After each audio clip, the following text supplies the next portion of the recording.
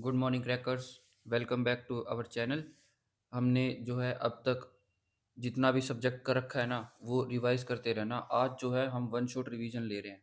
किसका ले रहे हैं? ह्यूमन स्केलेटन सिस्टम का। यानी 1 डेढ़ घंटे तक की वीडियो ये बन सकती है। लेक्चर 1 डेढ़ घंटे तक चल सकता है। इसके अंदर कंप्लीट ह्यूमन स्केलेटन सिस्टम के बारे में करवाया जाएगा। ऑल इम्पोर्टेंट क्वेश्चंस जो भी एग्जाम में आने आने योग्य है ना वे सब करवाए जाएंगे। ठीक है। और एक और है बात, जैसे ये ह्यूमन स्केलेटन सिस्टम है ना ये हमने कंप्लीट कर चुका है, एक प्लेलिस्ट बना रखी है। ठीक है, पर वो प्लेलिस्ट थोड़ी हल्की हल्की ब्लर टाइप में है। तो मैं रिकमेंड करूँगा कि आप ये उस प्लेलिस्ट से अगर किसी को पढ़ने में दिक्कत आए, कुछ समझने में दिक्कत आए तो वो इस वन शॉट रिवीजन को ध्यान से देखे। ठीक है, मैं उसको सारा कवर कर दूंगा, ईच एंड एवरी पॉइंट इसमें कवर कर दूंगा वन शॉट में। ठीक है, तो चलो स्टार्ट करते हैं। हम हमारा टॉपिक है स्केलेटन सिस्टम। Skeleton system. तो देखो, सबसे पहले स्टार्ट करने से पहले हमें पता होना चाहिए कि स्केलेटन क्या है। यानी कि हमारे हमारी जो बॉडी है ना, बॉडी के अंदर हड्डियां हैं, है ना, बोन्स हैं। वे बोन्स जुड़ने के बाद एक स्ट्रक्चर बनाती है, एक प्रॉपर शेप बनाती है। जैसे ह्यूमंस की अलग शेप है, डॉग्स की अलग शेप है, कैट्स की अलग शेप है ना। फिर जैसे अमीबा, अमीबा की अलग शेप है। पर अमीबा के अंदर स्केलेटन सिस्टम नहीं मिलता। ठीक है, ये स्केलेटन सिस्टम किस में मिलता है? ओनली मल्टी सेलुलर ऑर्गेनिज्म में, मल्टी सेलुलर में। यूनिसेलुलर में ये नहीं होते। ठीक है, तो ह्यूमन को स्ट्रक्चर कौन देता है? जैसे ये हाथ है, ये हाथ के जैसा क्यों लग रहा है? क्योंकि इसके अंदर स्केलेटन है। ठीक है, ये मैंने हाथ घुमा रहा हूँ, मैं कैसे घुमा पा रहा हूँ? क्योंकि इसके अंदर स्केलेटन है। अगर अकेला स्केलेटन ना हो तो हमारी बॉडी कुछ भी नहीं है। अगर अकेली मसल्स मसल्स हो ना हमारे पास तो भी हमारी बॉडी कुछ नहीं है, स्केलेटन ही है जो भी है। मसल्स तो इन स्केलेटन को ही मूव करने का काम करती हैं। इसलिए हमारी बॉडी में सबसे इम्पोर्टेंट पार्ट हो गया स्केलेटन सिस्टम को पढ़ना हो गया। हमें पता होना चाहिए कि हमारी हड्डियाँ कितनी हैं, कौन सी हड्डी कहाँ पर है, कौन सी बोन क्या काम करती है, वो उनको स्ट्रोंग बनाने के लिए कौन सा प्रोटीन चाहिए, प्रोटीन कौन सा चाहिए। ठीक है, फिर इसके अंदर कुछ बीमारियाँ भी हो जाती हैं, हमें पता रहना चाहिए कि कौन सी बीमारी किस कंडीशन में होती है। अगर हमें वे सब चीज़ें पता है ना तो हम उनको अपनी डेली लाइफ में भी यूज़ कर पाएंगे और हम बीमार भी कम होंगे। है ना। तो देखो, एक छोटा सा टॉपिक है स्केलेटन सिस्टम और इसके फ़ायदे बहुत सारे हैं। ठीक है, तो अभी स्केलेटन सिस्टम देख रहे हैं। तो पहले तो ये देखो कि स्केलेटन काम क्या करता है हमारे शरीर में। एक तो ये हमारे बॉडी को स्ट्रक्चर देता है। ठीक है, दूसरा ये हमें बैलेंस करने में हेल्प करता है। हमारी बॉडी बैलेंस ही नहीं होगी अगर हमारे पास स्केलेटल सिस्टम नहीं होगा। देखो, जैसे ह्यूमन है ना। ह्यूमन के 2 हाथ हैं, 2 पैर हैं। अगर हम एक इमेजिनरी लाइन ड्रॉ करें और देखें कि ये वाला पार्ट और ये वाला पार्ट बिल्कुल आइडेंटिकल सा शो होगा, है ना, तभी तो वो बैलेंस होगा। अब देखो, जैसे कोई रस्सी है, किसी 2 पोल से बंधी हुई है ना। अब इस रस्सी पे अगर किसी को चलना है तो उसको 50-50% अपना बैलेंस करना पड़ेगा, वेट इधर भी और इधर भी, तभी वो चल पाएगा। तो जो हमारा स्केलेटन सिस्टम है ना वो यही काम करता है, हमारी बॉडी को बैलेंसिंग करने का काम करता है। कौन करता है? Skeleton system. फिर ये हमारी बॉडी को स्ट्रक्चर भी देता है। अब ये तो थे बिल्कुल बेसिक जो स्केलेटन हमारी बॉडी को प्रोवाइड करता है। फिर आता है एडवांस, जो क्वेश्चंस पेपर में आते हैं। क्या आते हैं? जैसे इसके स्केलेटन सिस्टम के अंदर कुछ स्टोर भी होता है, विटामिन मिनरल कुछ भी स्टोर होता है। तो उसका आंसर है होता है। हमारे जो स्केलेटन है ना, हमारी बोन्स है, उनके अंदर मिनरल्स स्टोर होते हैं, उनके अंदर विटामिन भी स्टोर होते हैं। ठीक है, तो देख लो कितना इंपॉर्टेंट हो गया ये। मिनरल्स भी स्टोरेज का काम करता है, विटामिन स्टोरेज का भी काम करता है, और ये ब्लड फॉर्मेशन का भी काम करता है। फॉर्मेशन ऑफ ब्लड इसका भी काम करता है। अब कैसे करता है वो सब हम देखते रहेंगे, क्योंकि बायोलॉजी छोटी तो है नहीं। अब एक ही चैप्टर में सब कुछ कराना पॉसिबल नहीं है। तो इस स्केलेटन सिस्टम के अंदर तो हम देखेंगे कि स्केलेटन है कौन सा, नाम क्या क्या होते हैं, हमारे ब्रेन के आसपास प्रोटेक्शन देते हैं, हमारे स्कल के अंदर वे बोन्स कौन सी होती हैं, हमारे वर्टिब्रेट कितनी होती हैं, तो वे सब देखेंगे इस चैप्टर में। फिर ये मिनरल स्टोर करता है, विटामिन स्टोर करता है, फिर विटामिन डी का क्या काम है, ठीक है, वो देखेंगे। फिर फॉर्मेशन ऑफ ब्लड, ये डिफरेंट टॉपिक हो गया, इसको हम इन फ्यूचर करेंगे किसी अलग वीडियो में, किसी अलग टॉपिक में। ठीक है, फिर देखो, जो ये हमारा जो ये है ना स्केलेटन सिस्टम, इसकी स्टडी को क्या कहते हैं? ये इंपॉर्टेंट क्वेश्चन आ गया। ये पूछे जाते हैं कि इसकी स्टडी को क्या कहते हैं। इसको कहते हैं ओस्टियोलॉजी।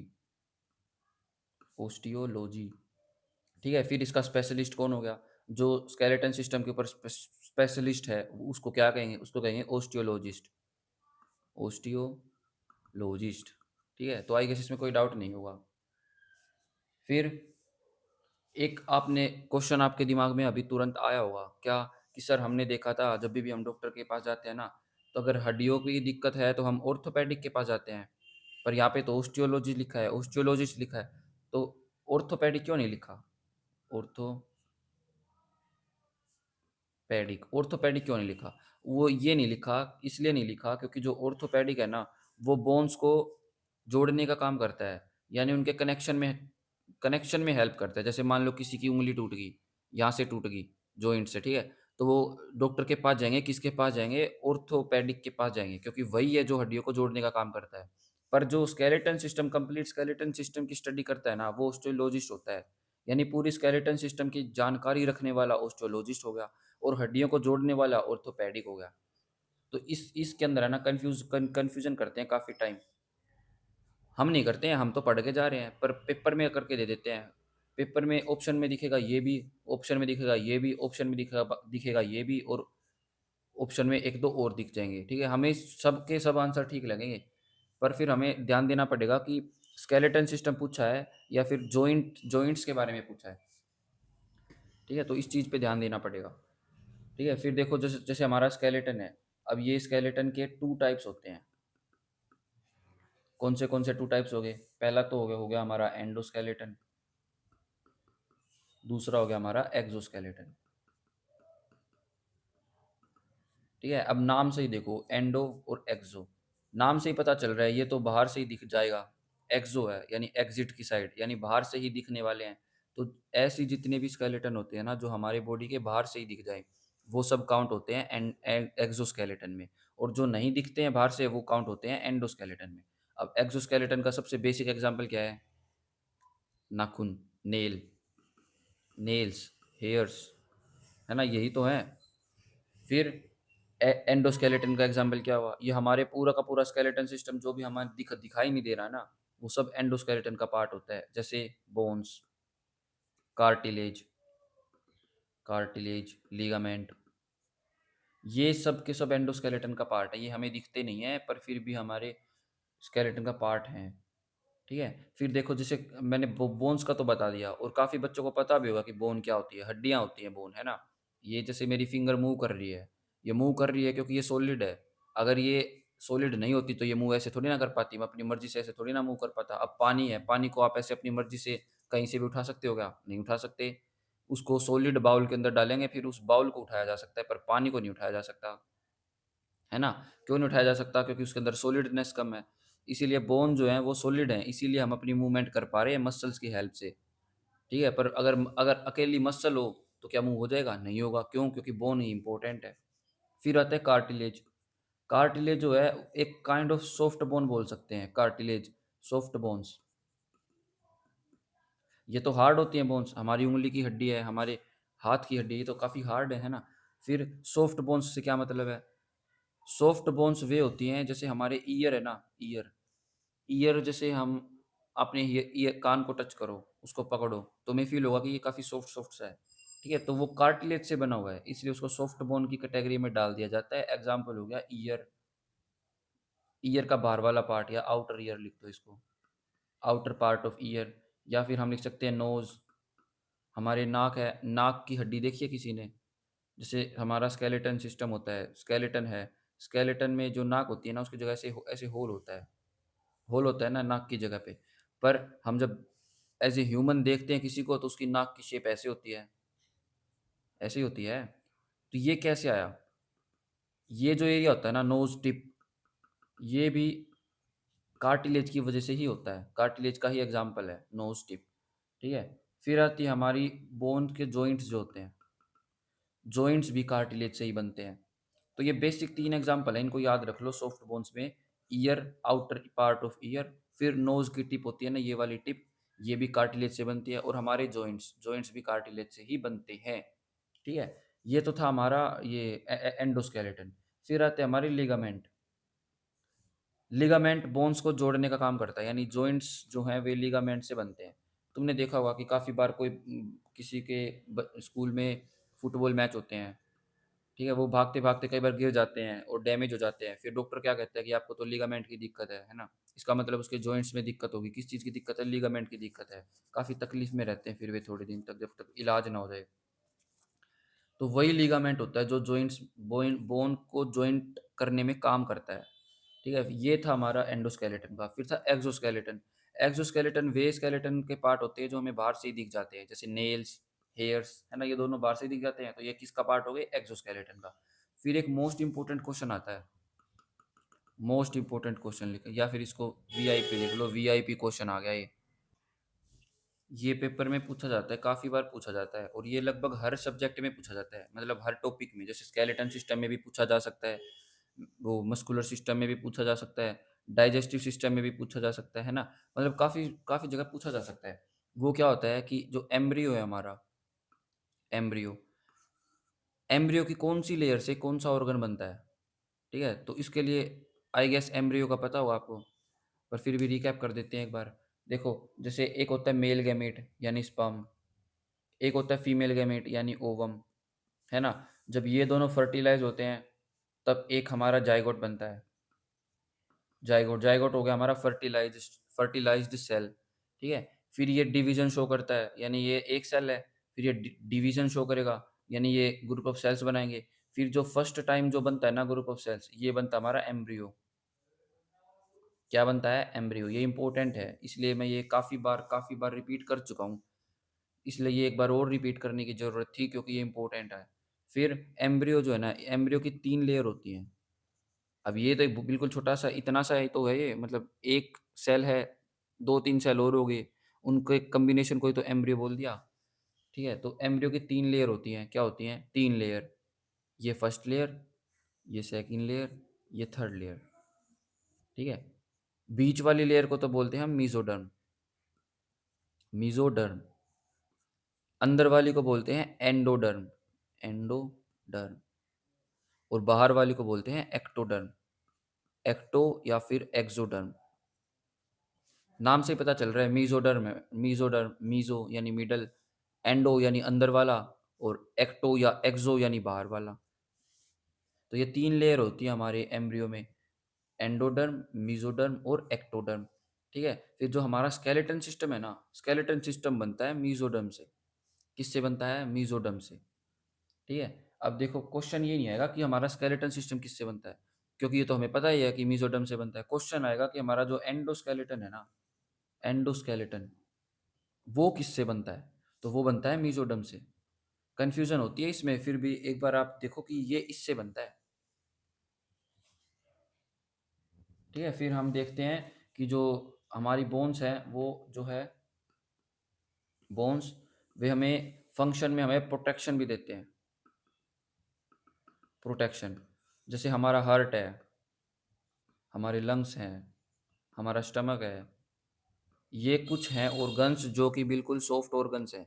यानी इनके ऊपर हल्का-फुल्का भी जर्क लगे, हल्का-फुल्का भी झटका लगे ना, तो काफ़ी ज़्यादा पेनफुल हो सकता है वो। इसीलिए इन सब की प्रोटेक्शन ज़रूरी है। इसीलिए हम देखते हैं कि हमारी बॉडी में ये स्केलेटन सिस्टम बना रखा है। स्केलेटन सिस्टम तभी तो है ना, ये वर्टिब्रेट्स हैं, चेस्ट की रिब्स हैं, ये सब हमारे इंटरनल सॉफ्ट ऑर्गन्स को प्रोटेक्शन देने का काम भी करते हैं। तो आई गेस इसमें कोई डाउट आपको नहीं होगा, और होना भी नहीं चाहिए।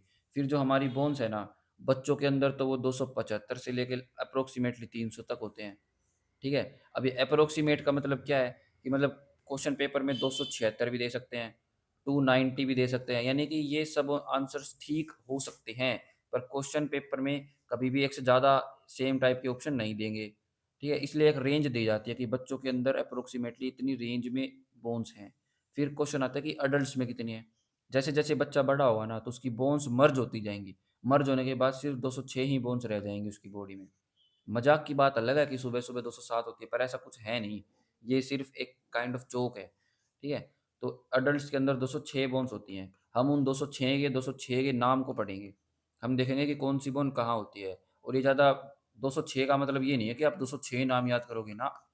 काफ़ी बोन्स होती हैं जो 2-2 होती हैं, काफ़ी होती हैं 4-4 होती हैं, इसलिए ज़्यादा नाम याद करने की ज़रूरत नहीं है। बस इतना देखना है कि कौन-सी बोन किस एरिया में मिलती है, कौन सी बोन हैंड में मिलती है, कौन सी बोन लेग्स में मिलती है, ये टॉपिक इंपॉर्टेंट जाएगा हमारा। ठीक है। अब जो है हम देखेंगे एक बोन्स के कुछ बेसिक इंफॉर्मेशन, मतलब बोन्स के ऊपर कुछ बेसिक इंफॉर्मेशन जो आपको पता होनी चाहिए। एग्जाम एग्जाम के पॉइंट ऑफ व्यू से काफ़ी इंपॉर्टेंट टॉपिक हो जाता है ये, बोन्स की कुछ इंफॉर्मेशन। वो क्या है? पहला तो हमने देखा था कि इसकी स्टडी को कहते हैं ओस्टियोलॉजी। ओस्टियोलॉजी। जहाँ भी आपको ओस्टियो दिख जाए ना, समझ जाना कि ये बोन से रिलेटेड है। ठीक है, किससे रिलेटेड है? बोन से। फिर एक पॉइंट आता है कि जो हमारी बोन्स हैं वो कौन सी सेल्स से बनती हैं, कौन सी सेल्स हमारी बोन्स की फॉर्मेशन करती हैं। तो उसका आंसर होगा ओस्टियोसाइट। ओस्टियोसाइट। ये कोशिकाएं वे हैं जो हमारी बोन्स की फॉर्मेशन में हेल्प करती हैं। ठीक है। फिर ओस्टियोसाइट जो है ना, ये देखा जाए तो ये दो टाइप के होते हैं। किस किस टाइप के होते हैं? दो टाइप के। इंपॉर्टेंट है ये तो, यहाँ ध्यान दो, इधर उधर ध्यान मत दो। लेक्चर चला के छोड़ने का फ़ायदा नहीं है, ये मैं 2-3 बार पहले ही बता चुका हूँ, इसलिए रिपीट करने का क्या फ़ायदा है, हमारा ही टाइम वेस्ट होगा। तो ओस्टियोसाइट जो है ना, ये काइंड ऑफ दो टाइप के होते हैं। एक तो ओस्टियोब्लास्ट, ओस्टियोब्लास्ट, एक ओस्टियोक्लास्ट। ठीक है। तो ओस्टियोसाइट हमारी दो टाइप्स की होगी, एक तो ओस्टियोब्लास्ट, एक होगी ओस्टियोक्लास्ट। ठीक है। अब ओस्टियोब्लास्ट, ब्लास्ट के देखने से आपको क्या लग रहा है कि ओस्टियो से तो हमें अंदाजा आ रहा है कि बोन्स, ब्लास्ट का मतलब क्या है? टूटना, फूटना। पर ऐसा नहीं है, ये इसका अपोजिट है। ओस्टियोब्लास्ट जो है ना, दिखने में तो ब्लास्ट है, पर वो फॉर्मेशन करता है, फॉर्मेशन करता है बोन्स की। ठीक है। ओस्टियोसाइट्स जो सेल है ना, उसके दो पार्ट होते हैं, एक तो ओस्टियोब्लास्ट, एक ओस्टियोक्लास्ट। जिसका ओस्टियोब्लास्ट वाला पार्ट होता है ना, वो तो बोन्स की फॉर्मेशन में हेल्प करता है। और ओस्टियोक्लास्ट वाला जो ऑप्शन होता है ना, वो मिनरल्स को स्टोर करता है, यानी स्टोरेज का काम करता है। ठीक है। तो दोनों काम हो गए, फॉर्मेशन भी होगी और स्टोरेज भी होगी। अब ये कन्फ्यूजन करने के लिए ना हाईलाइट कर देते हैं ओस्टियोब्लास्ट को। अब ब्लास्ट देख के बच्चा ये सोचेगा ना कि भाई ये तो ब्लास्ट कर रहा है, ओस्टियो का मतलब तो बोन्स होगी, ये ब्लास्ट होगी, पर ऐसा है नहीं। डिस्ट्रक्शन नहीं होता, यहाँ पे फॉर्मेशन होती है। तो ये थोड़ा उल्टा है, पर इसको याद करने के लिए समझ जाओ कि इसका उल्टा याद करना था, यानी कि फॉर्मेशन होगी। और ओस्टियोक्लास्ट जो है वो, ये हमारा स्टोरेज करेगा। किसको स्टोरेज करेगा? हमारे मिनरल्स को स्टोर करेगा। ठीक है। फिर इसका एक काम और है, एक तो स्टोरेज हो गया, एक ये मोल्ड करता है, हमारी बोन को मोल्ड करता है। मोल्ड मतलब जैसे मान लो स्टार्टिंग में एम्ब्रियो, एम्ब्रियो तो इतना सा होता है। ठीक है। फिर थोड़ा सा शेप देती है बोन्स को, मान लो ऐसी शेप आ गई। फिर हमारी हाथ की बोन की शेप अलग है, फिंगर्स की अलग है, हमारे स्कल की अलग है। तो वो सबको मोल्डिंग का काम कि कौन सी बोन किस शेप की होगी, वो कौन करता है? ओस्टियोक्लास्ट करता है वो काम। तो ऐसे डायरेक्ट क्वेश्चन पेपर में क्वेश्चन आ सकता है कि विच कोशिका is used for moulding of our bones, या फिर which cell in humans are responsible for storage of minerals and vitamins. तो उन दोनों टाइप में आंसर क्या होगा? हमारा हमारा होगा ओस्टियोक्लास्ट। ठीक है। तो इसके अंदर कंफ्यूज नहीं होना है। फिर एक हमारी इलनेस होती है, कौन सी होती है? ओस्टियोपोरोसिस। ओस्टियोपोरोसिस। ठीक है। अब ये एक डिजीज है, कौन सी डिजीज है? ओस्टियोपोरोसिस। इसके अंदर होता क्या है? इसके अंदर जो हमारी बोन डेंसिटी है ना, बोन डेंसिटी वो कम हो जाती है, यानी हमारी बोन्स खोखली खोखली से हो जाती है, डेंसिटी कम हो जाती है। अब डेंसिटी पता होगा ना कि कितना मास कितने वॉल्यूम के अंदर है। मान लो 2 किलो सिर्फ 2 कप पानी में डाल दे तो काफ़ी डेंस बनेगा वो, काफ़ी डेंस बनेगा। और वहीं पे अगर हम सिर्फ आधा किलो डालें, मतलब 0.5 किलो 2 कप पानी में चीनी डालें, तो वो काफ़ी सारी, मतलब बिल्कुल लाइटली डेंस बनेगा। तो वही है, ओस्टियोपोरोसिस एक ऐसी इलनेस है। ओस्टियो से तो समझ जाओ कि बोन से रिलेटेड है, पोरोसिस आते ही समझ जाना कि ये इलनेस है। ओस्टियोपोरोसिस ऐसी डिजीज है जो बोन डेंसिटी को डिक्रीज कर देती है। ये भी पूछे जाने वाला क्वेश्चन है। मतलब क्वेश्चन पूछे जाने वाले ही इंपॉर्टेंट होते हैं, क्योंकि उससे रिलेटेड ही अगर हम पढ़ेंगे तो ही हमें पता चलेगा ना कि भाई इस टाइप के क्वेश्चन आते हैं। ज़्यादा पढ़ने का फ़ायदा नहीं है, स्मार्ट स्टडी का फ़ायदा है। तो वही करते हुए चलते रहो। ठीक है। फिर देखते हैं कि जो हमारी बोन्स है ना, बोन्स, इनके अंदर कौन सा प्रोटीन होता है, कौन सा प्रोटीन हमारी बोन्स के अंदर होता है। तो इसके अंदर होता है ओसिन प्रोटीन। कौन सा होता है? ओसिन प्रोटीन। ठीक है। तो हमारी बोन्स के अंदर कौन सा प्रोटीन होता है? ओसिन प्रोटीन। ठीक है? और जो हमारी बोन्स हैं, किस-किस चीज़ से बनती हैं? वे बनती है कैल्शियम से, फ़ॉस्फ़ोरस से, फ़ॉस्फ़ोरस, ठीक है? मैग्नीशियम भी होता है। तो ये जो है ना, ये कुछ इम्पोर्टेंट हैं जो हमारी बोन को फ़ॉर्मेशन में हेल्प करते हैं। फिर क्वेश्चन ऐसे नहीं आता कि हमारी बोन किससे बनती है? ऑप्शन में दे कैल्शियम, फ़ॉस्फ़ोरस, मैग्नीशियम, ना ऐसे नहीं आता। ठीक है? क्वेश्चन कैसे आता है? क्वेश्चन आता है मिनरल पे, कि कौन से मिनरल से बोन की फॉर्मेशन होती है, यानी कौन या फिर कौन सा मिनरल रिस्पॉन्सिबल है बोन डेंसिटी बढ़ाने में, या क्वेश्चन ऐसा आ सकता है कि कौन सा मिनरल रिस्पॉन्सिबल है हमारी बोन को स्ट्रोंग करने में। तो हमारे जो मिनरल है ना, वो इन्हीं तीनों चीज़ों से बनते हैं। ठीक है? पहले तो हो गया हमारा कैल्शियम फॉस्फेट, कैल्शियम फॉस्फेट, ठीक है? फिर हो गया हमारा कैल्शियम कार्बोनेट, कैल्शियम कार्बोनेट। फिर एक लास्ट होता है हमारा मैग्नीशियम फॉस्फेट। ठीक है? तो क्वेश्चन ऐसे आता है कि कौन सा मिनरल यूज़ होता है हमारी बोन फॉर्मेशन में, या कौन सा मिनरल हमारी बोन्स को स्ट्रॉन्ग बनाता है। तो उसका आंसर आएगा कैल्शियम फॉस्फेट, कैल्शियम कार्बोनेट, या फिर मैग्नीशियम फॉस्फेट। फिर ऐसे ना दे के इनके केमिकल फॉर्मूले पूछ ले कि फॉर्मूले से इस पे ऊपर भी आते हैं। तो कैल्शियम फॉस्फेट का फॉर्मूला होगा CA3PO4 का थ्राइस। ठीक है? कैल्शियम कार्बोनेट का क्या होगा? CaCO3, CaCO3। फिर मैग्नीशियम फॉस्फेट, इसका क्या होगा? Mg3, मैग्नीशियम का थ्राइस, PO4 का ट्वाइस।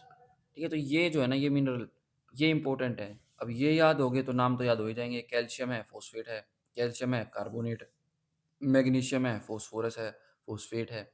ठीक है? तो ऐसे क्वेश्चन पेपर में कंफ्यूज करने के लिए ऐसे आता है। ठीक है? फिर प्रोटीन कौन-सा देखा था हमने? ओसिन प्रोटीन देखा था। अगर हमें देखो, ये तो इम्पोर्टेंट है ही तीनों, फिर एक चीज़ और होती है कैल्शियम, ये बता तो रखा है ना कैल्शियम।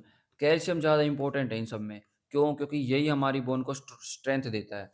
अगर मान लो किसी की बॉडी में कैल्शियम की कमी हो जाए ना, कैल्शियम डिक्रीज़ हो जाए किसी की भी बॉडी में, और वो ध्यान ना दे, तो उसके क्या होगा? उसके बोन्स में पेन होने लग जाएगा। उसकी बोन्स मोल्ड होने लग जाएँगी, यानी पिघलने लग जाएँगी एक टाइप से। मतलब हाथ जैसे नोक्ड नीज़ होते हैं ना, जैसे लोगों के घुटने ऐसे थोड़े अंदर की साइड झुके हुए होते हैं। वो भागते हुए एक-दूसरे को टच करते हुए भागते हैं, उन्हें उनसे फिर लॉन्ग टर्म में भागा नहीं जाता, यानी स्पीडली वे भाग नहीं सकते। वो इसी कारण से होता है, कई बार कैल्शियम की कमी हो जाती है। उससे क्या होता है, बोन्स मोल्ड होनी शुरू हो जाती हैं, जो कि हमारी सेहत के लिए बिल्कुल अच्छी बात नहीं है। इसलिए कैल्शियम की कमी नहीं होने देनी चाहिए। फिर एक डिज़ीज़ होती है, चलो मान लो भी किन्हीं कारणों से कैल्शियम की कमी हो गई। फिर कैल्शियम की कमी से एक बीमारी होती है, एक डिज़ीज़ होती है, उसका नाम क्या है? टिटैनी, टिटैनी डिज़ीज़। किससे होती है? कैल्शियम की कमी से। कहाँ होती है? बोन्स में होती है। ठीक है? तो ऐसे ही पूछा जाएगा कि टिटैनी कहाँ होती है? बोन्स में होती है। या पूछ ले कि कैल्शियम की कमी से कौन-सी बीमारी होती है? ऑप्शन दे देंगे, तो उसका आंसर क्या आएगा? टिटैनी डिज़ीज़। ठीक है? फिर अब जो कैल्शियम है, कैल्शियम हमने पढ़ा, ठीक है? अब कैल्शियम को हमारी बॉडी के अंदर आए कहाँ से? कैल्शियम आती है हमारी बॉडी में विटामिन डी की वजह से, विटामिन डी की वजह से। विटामिन डी ही ऐसा विटामिन है जो हमारे फूड से कैल्शियम को सिंथेसाइज़ करता है, कैल्शियम को हमारे फूड से अलग करता है और उसको स्टोर करता है। कौन करता है? विटामिन डी का काम है ये सारा। तो देख लो कितना इम्पोर्टेंट हो गया। फिर विटामिन डी का साइंटिफिक नेम पूछा जाता है, साइंटिफिक नेम वो हो गया कैल्सिफिरोल, कैल्सिफिरोल। देखो इसका काम क्या है, ये हमारे फूड से हमारा मान लो किसी ने दूध पिया, अब दूध किसके लिए पीते हैं? विटामिन डी मिलता है हमें, विटामिन डी क्या करता है? विटामिन डी करता है जो मिल्क के अंदर कैल्शियम था उसको मिल्क से अलग करके उसको एब्ज़ॉर्ब करने का काम करता है, हमारी बॉडी के अंदर यूज़ करने का काम करता है। कौन करता है? Vitamin D. तो उसका नाम भी बिल्कुल कैल्शियम से रिलेटेड ही है, कैल्सिफिरोल। ठीक है? ये इम्पोर्टेंट था कि विटामिन डी का नाम क्या है। लास्ट लेक्चर्स में मैंने विटामिन बी2 का नाम भी बताया था। क्या था? राइबोफ्लेविन, राइबोफ्लेविन, ठीक है? राइबोफ्लेविन था विटामिन बी2 का नाम। फिर ये काम क्या करता था? ये काऊ मिल्क को येलो कलर देता था। येलो कलर देता था ना? ये येलो ही तो देता था। ये इंपॉर्टेंट क्वेश्चन था, मैंने इसीलिए रिपीट किया था। फिर अब एक क्वेश्चन आप बताओ, जो ह्यूमन मिल्क है, उसको व्हाइट कलर कौन देता है? कमेंट सेक्शन में कमेंट कर देना, ठीक है? पता होना चाहिए ये। अगर जिसने ये आंसर दे दिया ना, तो समझ जाना उसकी तैयारी ठीक चल रही है, बढ़िया चल रही है, ठीक नहीं चल रही, बढ़िया चल रही है। ठीक है? तो इतना देखा था हमने।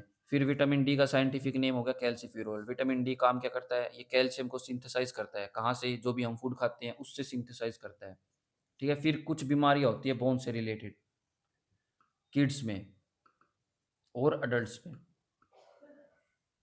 बच्चे हैं ना, बच्चों के अंदर एक बीमारी होती है रिकेट्स, सुना होगा आपने। और अडल्ट्स के अंदर होती है ओस्टियोमाइलिसिस, ओस्टियोमाइलिसा। बच्चों के अंदर तो होगी रिकेट्स और अडल्ट्स के अंदर होगी ओस्टियोमाइलिसा। ठीक है? तो ये 2 डिजीज़ेज़ पूछी जाती हैं कि बोन से रिलेटेड कौन सी डिजीज़ हैं। एक तो रिकेट्स किस में होती है? किड्स में। एक ओस्टियोमाइलिसा किस में होती है? अडल्ट्स में। फिर एक डिजीज़ थी हमारी ओस्टियोपोरोसिस, जिसके किसी में भी हो सकती है ये। इसके अंदर क्या होता है? बोन डेंसिटी कम हो जाती है। ठीक है? फिर जो है हमारी बोन्स के अंदर बोन मैरो भी मिलता है। क्या मिलता है? Bone marrow. कहाँ मिलता है? बचपन में तो काफ़ी सारी बोन्स में मिलता है, यानी बचपन में जो बच्चे होते हैं, उनके तो काफ़ी सारे बोन्स के अंदर बोन मैरो मिलता है। पर जैसे-जैसे बड़े होते हैं ना, तो सिर्फ़ हमारी जो लॉन्गेस्ट बोन होती है ना, फीमर, जो हमारी थाई वाली बोन है ना, जो हमारे थाई वाली बोन है, उसके अंदर क्या मिलता है? बोन मैरो मिलता है। ठीक है? फिर बोन मैरो के 2 टाइप्स होते हैं, ये है इम्पोर्टेंट। क्या होते हैं? एक तो रेड बोन मैरो और एक yellow bone marrow. Bone marrow, ये रेड बोन मैरो और एक येलो बोन मैरो। इनको दोनों को बिल्कुल अच्छे से कराया हुआ था मैंने प्लेलिस्ट में, ठीक है? अब इनकी पिक भी दिखाई हुई है, मतलब बिल्कुल एक्सट्रीम तक ले जाकर एक-एक चीज़ बताई हुई है। पर अगर किसी को फिर भी उसमें डाउट रह गई है, तो हम यहाँ फिर बता रहे हैं, ठीक है? अब पिक वगैरह तो आप इतनी नीड है नहीं पिक वगैरह की, आप ये दे इम्पोर्टेंट क्या है कि इसके टाइप्स 2 होते हैं। क्या? एक तो रेड बोन मैरो, ये रेड कलर में होता है, एक येलो बोन मैरो, ये येलो कलर में होता है, ठीक है? जैसे ये हमारी बोन है, ठीक है? तो ये हमारी बोन होगी। यहाँ पर जो होती है वो हमारे इस एरिया में मिलता है हमारा रेड बोन मैरो और बीच वाले एरिया में मिलता है हमारा येलो बोन मैरो, ठीक है? बिल्कुल ऐसे ही मिलता है। तो जो रेड बोन मैरो है, ये हम क्यों पढ़ रहे हैं? ये हम इसलिए पढ़ रहे हैं क्योंकि ये आरबीसी, डब्ल्यूबीसी और प्लेटलेट्स, इन तीनों की फॉर्मेशन में हेल्प करता है। कौन करता है? Red bone marrow. कहाँ मिलता है? बोन मैरो में। ठीक है? तो मैंने स्टार्टिंग में क्या बताया था कि जो हमारी बोन्स हैं, ब्लड फॉर्मेशन का काम करती हैं। ब्लड फॉर्मेशन का काम करती हैं, है ना? कैसे करती हैं? क्योंकि उसके अंदर हमारा बोन मैरो मिलता है। बोन मैरो के 2 पार्ट होते हैं, red bone marrow, yellow bone marrow. ठीक है? जिसके अंदर रेड बोन मैरो वाला पार्ट है वो आरबीसी, डब्ल्यूबीसी और प्लेटलेट्स का फॉर्मेशन में हेल्प करता है। अब ये चीज़ें बन रही हैं, इनडायरेक्टली हम कह सकते हैं ना कि ब्लड फॉर्मेशन हो रहा है। इसीलिए ये ब्लड फॉर्मेशन में हेल्प करती है हमारी। ठीक है? फिर yellow bone marrow. Yellow bone marrow का बेसिक फंक्शन होता है फैट स्टोरेज का।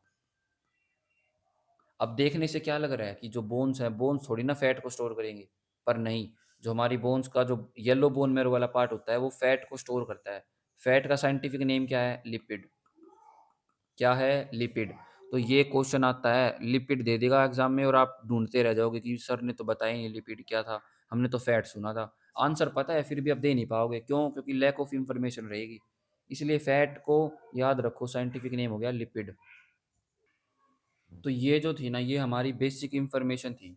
किस पे थी? हमारे बोन से रिलेटेड जो मेन मेन क्वेश्चंस होते हैं ना, एग्जाम में पूछे जा सकते हैं और जा भी चुके हैं। ऐसे क्वेश्चंस हमारे बेसिक इन्फॉर्मेशन में हमारे इंक्रीमेंट करते हैं। तो ये कुछ बेसिक इन्फॉर्मेशन थी। फिर एक इन्फॉर्मेशन हमारे टीथ के ऊपर। क्या है? जो हमारे दांत है वो किससे बनते हैं? वे भी कैल्शियम प्लस मैग्नीशियम प्लस में फॉस्फोरस, इन्हीं 3 चीज़ों से बनते हैं, है ना? इन्हीं 3 चीज़ों से हमारा स्केलेटन बनता है, इन्हीं से हमारा टीथ बनता है, ठीक है? फिर ये एक पार्ट होता है हमारा टीथ एनिमल। ये हमने ह्यूमन डाइजेस्टिव सिस्टम में कर रखा है।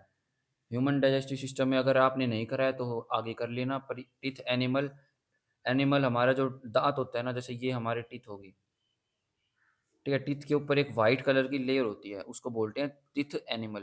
ये काफ़ी ज़्यादा स्ट्रॉन्ग मतलब हार्ड होता है पर स्ट्रॉन्ग नहीं होता है। हार्ड तो है ये पर स्ट्रॉन्ग नहीं है, ठीक है? तो क्या होता है वो? Teeth animal. अब यही है जो हमारे दाँतों को व्हाइट बनाए रखती है। फिर इस पे क्वेश्चन ऐसे भी आ सकता है, जैसे मान लो हम ब्रश करते हैं, ब्रश। ब्रश करने से पहले हम टूथपेस्ट यूज़ करते हैं, टूथपेस्ट। टूथपेस्ट के अंदर फ्लोराइड होते हैं, फ्लोराइड्स। वो फ्लोराइड्स ही रिस्पॉन्सिबल होते हैं फ़ोम बनाने में। जो हमें ब्रश करते टाइम जो भी फ़ोम बनता है ना हमारे दाँतों पे, वो फ़ोम बनता है फ्लोराइड की वजह से। फ्लोराइड कहाँ मिलता है? टूथपेस्ट में। ये बहुत ही हानिकारक होता है, यानी हार्मफुल है ये। हार्मफुल है हमारी बॉडी के लिए, हमारे दाँतों के लिए हार्मफुल है। ये टूथ एनिमल को डैमेज करता है। अब ये इसको डैमेज करेगा, अगर ये इसको डैमेज करेगा, इसका मतलब ये जो लेयर है इसको डैमेज कर रहा है। फिर कितना ही ज़ोर लगा लेना, अगर एक बार टूथ एनिमल डैमेज हो गया ना, फिर हमारे दाँत ब्रश करने के बाद भी येलोइश रहेंगे, व्हाइट होंगे ही नहीं। कितना ही दवाइयाँ ले लो, कुछ भी कर लो। अगर एक बार टूथ एनिमल डैमेज हो गया ना, एक बार ये डिस्ट्रॉय हो गया ना, तो फिर उसका कुछ नहीं कर सकते। इसलिए जो ब्रश है ना, ब्रश को ज़्यादा ज़ोर से घसना नहीं चाहिए, ज़्यादा ज़ोर से रगड़ना नहीं चाहिए दाँतों के, हल्के हाथ से करना चाहिए और जितना हो सके उतना फ्लोराइड कम यूज़ करो, यानी कि टूथपेस्ट जितनी हो सके उतनी कम यूज़ करो। दातुन करो, नीम वगैरह की डंडी से करते हैं ना, वो करो, वो बहुत अच्छी होती है। वो इसको डैमेज नहीं देती है इतना, ठीक है? अब जो हम कर रहे हैं, अब हम बोन्स के नाम के पास चलते हैं कि कौन-सी बोन को क्या नाम देते हैं,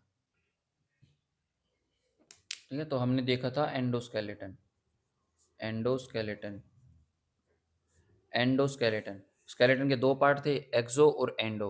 अब हम देखेंगे एंडोस्केलेटन, क्योंकि एंडोस्केलेटन वही है जो हमारे बॉडी के इंटरनल ऑर्गन्स को प्रोटेक्ट करता है, यानी कि हमारे हाथ, हमारे पैर, हमारे रिब्स, हमारी वर्टिब्रेट, ये सब एंडोस्केलेटन है।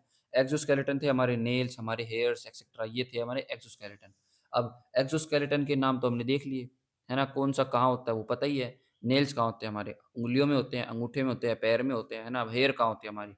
फुल बॉडी पे भी होते हैं और हमारे सिर पे भी होते हैं, ठीक है? तो वो तो हमने देख लिए, अब देखेंगे हम एंडोस्केलेटन। एंडोस्केलेटन को हम इसको डीपली देखेंगे, यानी कि 206 बोन्स, इनको देखेंगे अब। एंडोस्केलेटन के अंदर होती हैं 206 बोन्स, ठीक है?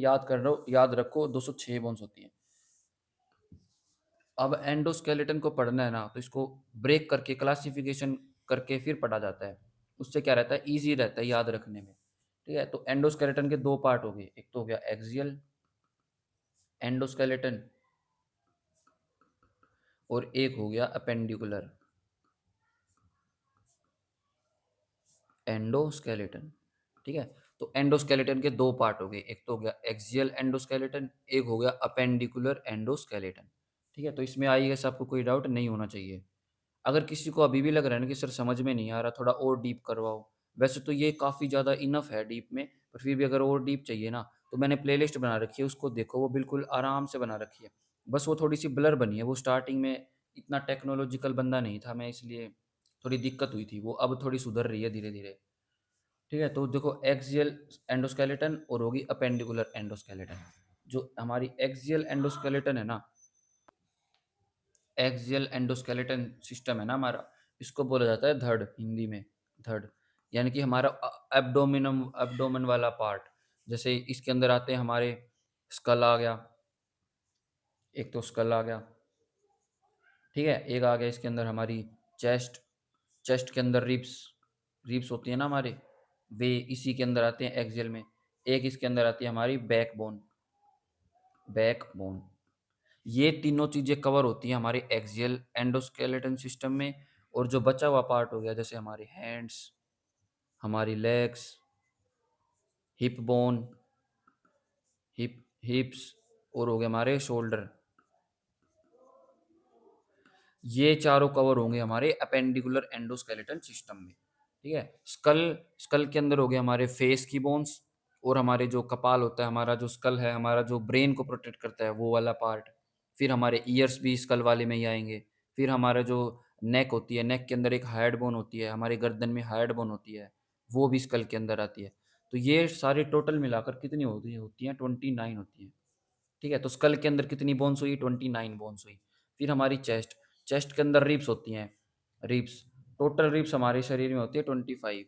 फिर ये डिवाइड होती हैं ट्रू रिब्स में, फॉल्स रिब्स में। वो हम डीप देखेंगे अभी इनको 2 मिनट में, ठीक है? नेक्स्ट टॉपिक हमारा स्कल पे ही जाएगा। फिर हम ये देखेंगे कि जो चेस्ट के अंदर रिब्स होती हैं, वे 25 इन टोटल होती हैं। 29 होती हैं स्कल, 25 होती हैं हमारी चेस्ट की बोन्स। ठीक है? फिर चेस्ट बोन्स भी दो दो चीज़ों में डिवाइड रहती हैं। किसमें? एक तो ट्रू रिब्स में, एक फ़ॉल्स रिब्स में। ट्रू रिब्स होती हैं वो जो डायरेक्ट स्टर्नम से कनेक्ट होती हैं, बैकबोन से और स्टर्नम से। वे सब होंगी हमारी ट्रू रिब्स। फिर कुछ होती हैं फ़ॉल्स रिब्स, यानी कि वो पीछे बैकबोन से तो कनेक्टेड हैं, पर स्टर्नम से कनेक्टेड नहीं है। ऐसे हैं। स्टर्नम, अब एक क्वेश्चन बन रहा है कि स्टर्नम क्या है? स्टर्नम देखो, अपनी चेस्ट को हाथ लगाओ, अपने रिब्स को फ़ील करो। रिब्स को फ़ील करोगे ना, तो कुछ रिब्स यहाँ होती हैं लेफ्ट साइड में, कुछ रिब्स होती हैं राइट साइड में, ठीक है? फिर पर एक बोन ऐसी है जो इन सबको जोड़ती है बीच में, वही होती है हमारी स्टर्नम। वही होती है हमारी स्टर्नम। ये इम्पोर्टेंट है, ये पूछी जाती है कि स्टर्नम है। तो जो डायरेक्टली स्टर्नम से कनेक्टेड हो जाएँ बैकबोन से लेके स्टर्नम तक, वो तो होगी हमारी ट्रू रिब्स, और जो नहीं होती वो होगी हमारी फ़ॉल्स रिब्स, ठीक है? फिर हमारी बैकबोन, बैकबोन को बोलते हैं वर्टिब्रेट, यानी कि वर्टिब्रेट्स भी पूछा जा सकता है या बैकबोन भी, दोनों सेम ही है। जो हमारी कमर की जो बैकबोन होती है ना, वो होती है हमारी वर्टिब्रेट्स। तो ये इन टोटल 26 होती हैं, 26 होती हैं। बट अगर पूछ ले बच्चों में कितनी है, तो बच्चों में होती है 33। ठीक है? तो ऐसे कन्फ्यूज़ नहीं होना है, बच्चों के अंदर 33, अडल्ट्स के अंदर 26। ये कैसे है डिफरेंस, वो हम बताएँगे आगे चल के। कुछ बोन्स मिक्स होकर, जैसे मान लो 3-4 बोन्स थी, वो मिक्स होकर एक सिंगल बोन हो जाती है, जैसे-जैसे हमारी एज बढ़ती है। तो इसीलिए बचपन में 33, बाद में फिर वो होगी 26। तो फिलहाल 26 याद रखो, ठीक है? हमारे स्कल में 29, चेस्ट में 25 और बैकबोन में 26, ठीक है? फिर आती है हमारी हैंड्स। हमारी हैंड्स में 30 होती हैं दोनों हाथों में। दोनों हाथों में वो कितनी होगी 60, एक हाथ में 30 और दोनों हाथों में 60। सिमिलरली लेग्स के अंदर भी 60। हिप्स, हिप्स की 2 ही बोन होती हैं, एक लेफ्ट वाली हिप, एक राइट वाली हिप, ठीक है? फिर आती है शोल्डर। शोल्डर की 4 बोन्स होती हैं, टोटल 4 होती हैं, यानी कि 2 लेफ्ट में और 2 राइट शोल्डर में, 2 राइट में, 2 लेफ्ट शोल्डर में। तो शोल्डर बोन्स कितनी होगी? 4 होगी। हाथ और पैरों की बोन्स कितनी होती हैं टोटल? 60 और 60। हिप्स की कितनी होगी? 2, ठीक है? तो अभी इन सब के हम नाम देखेंगे।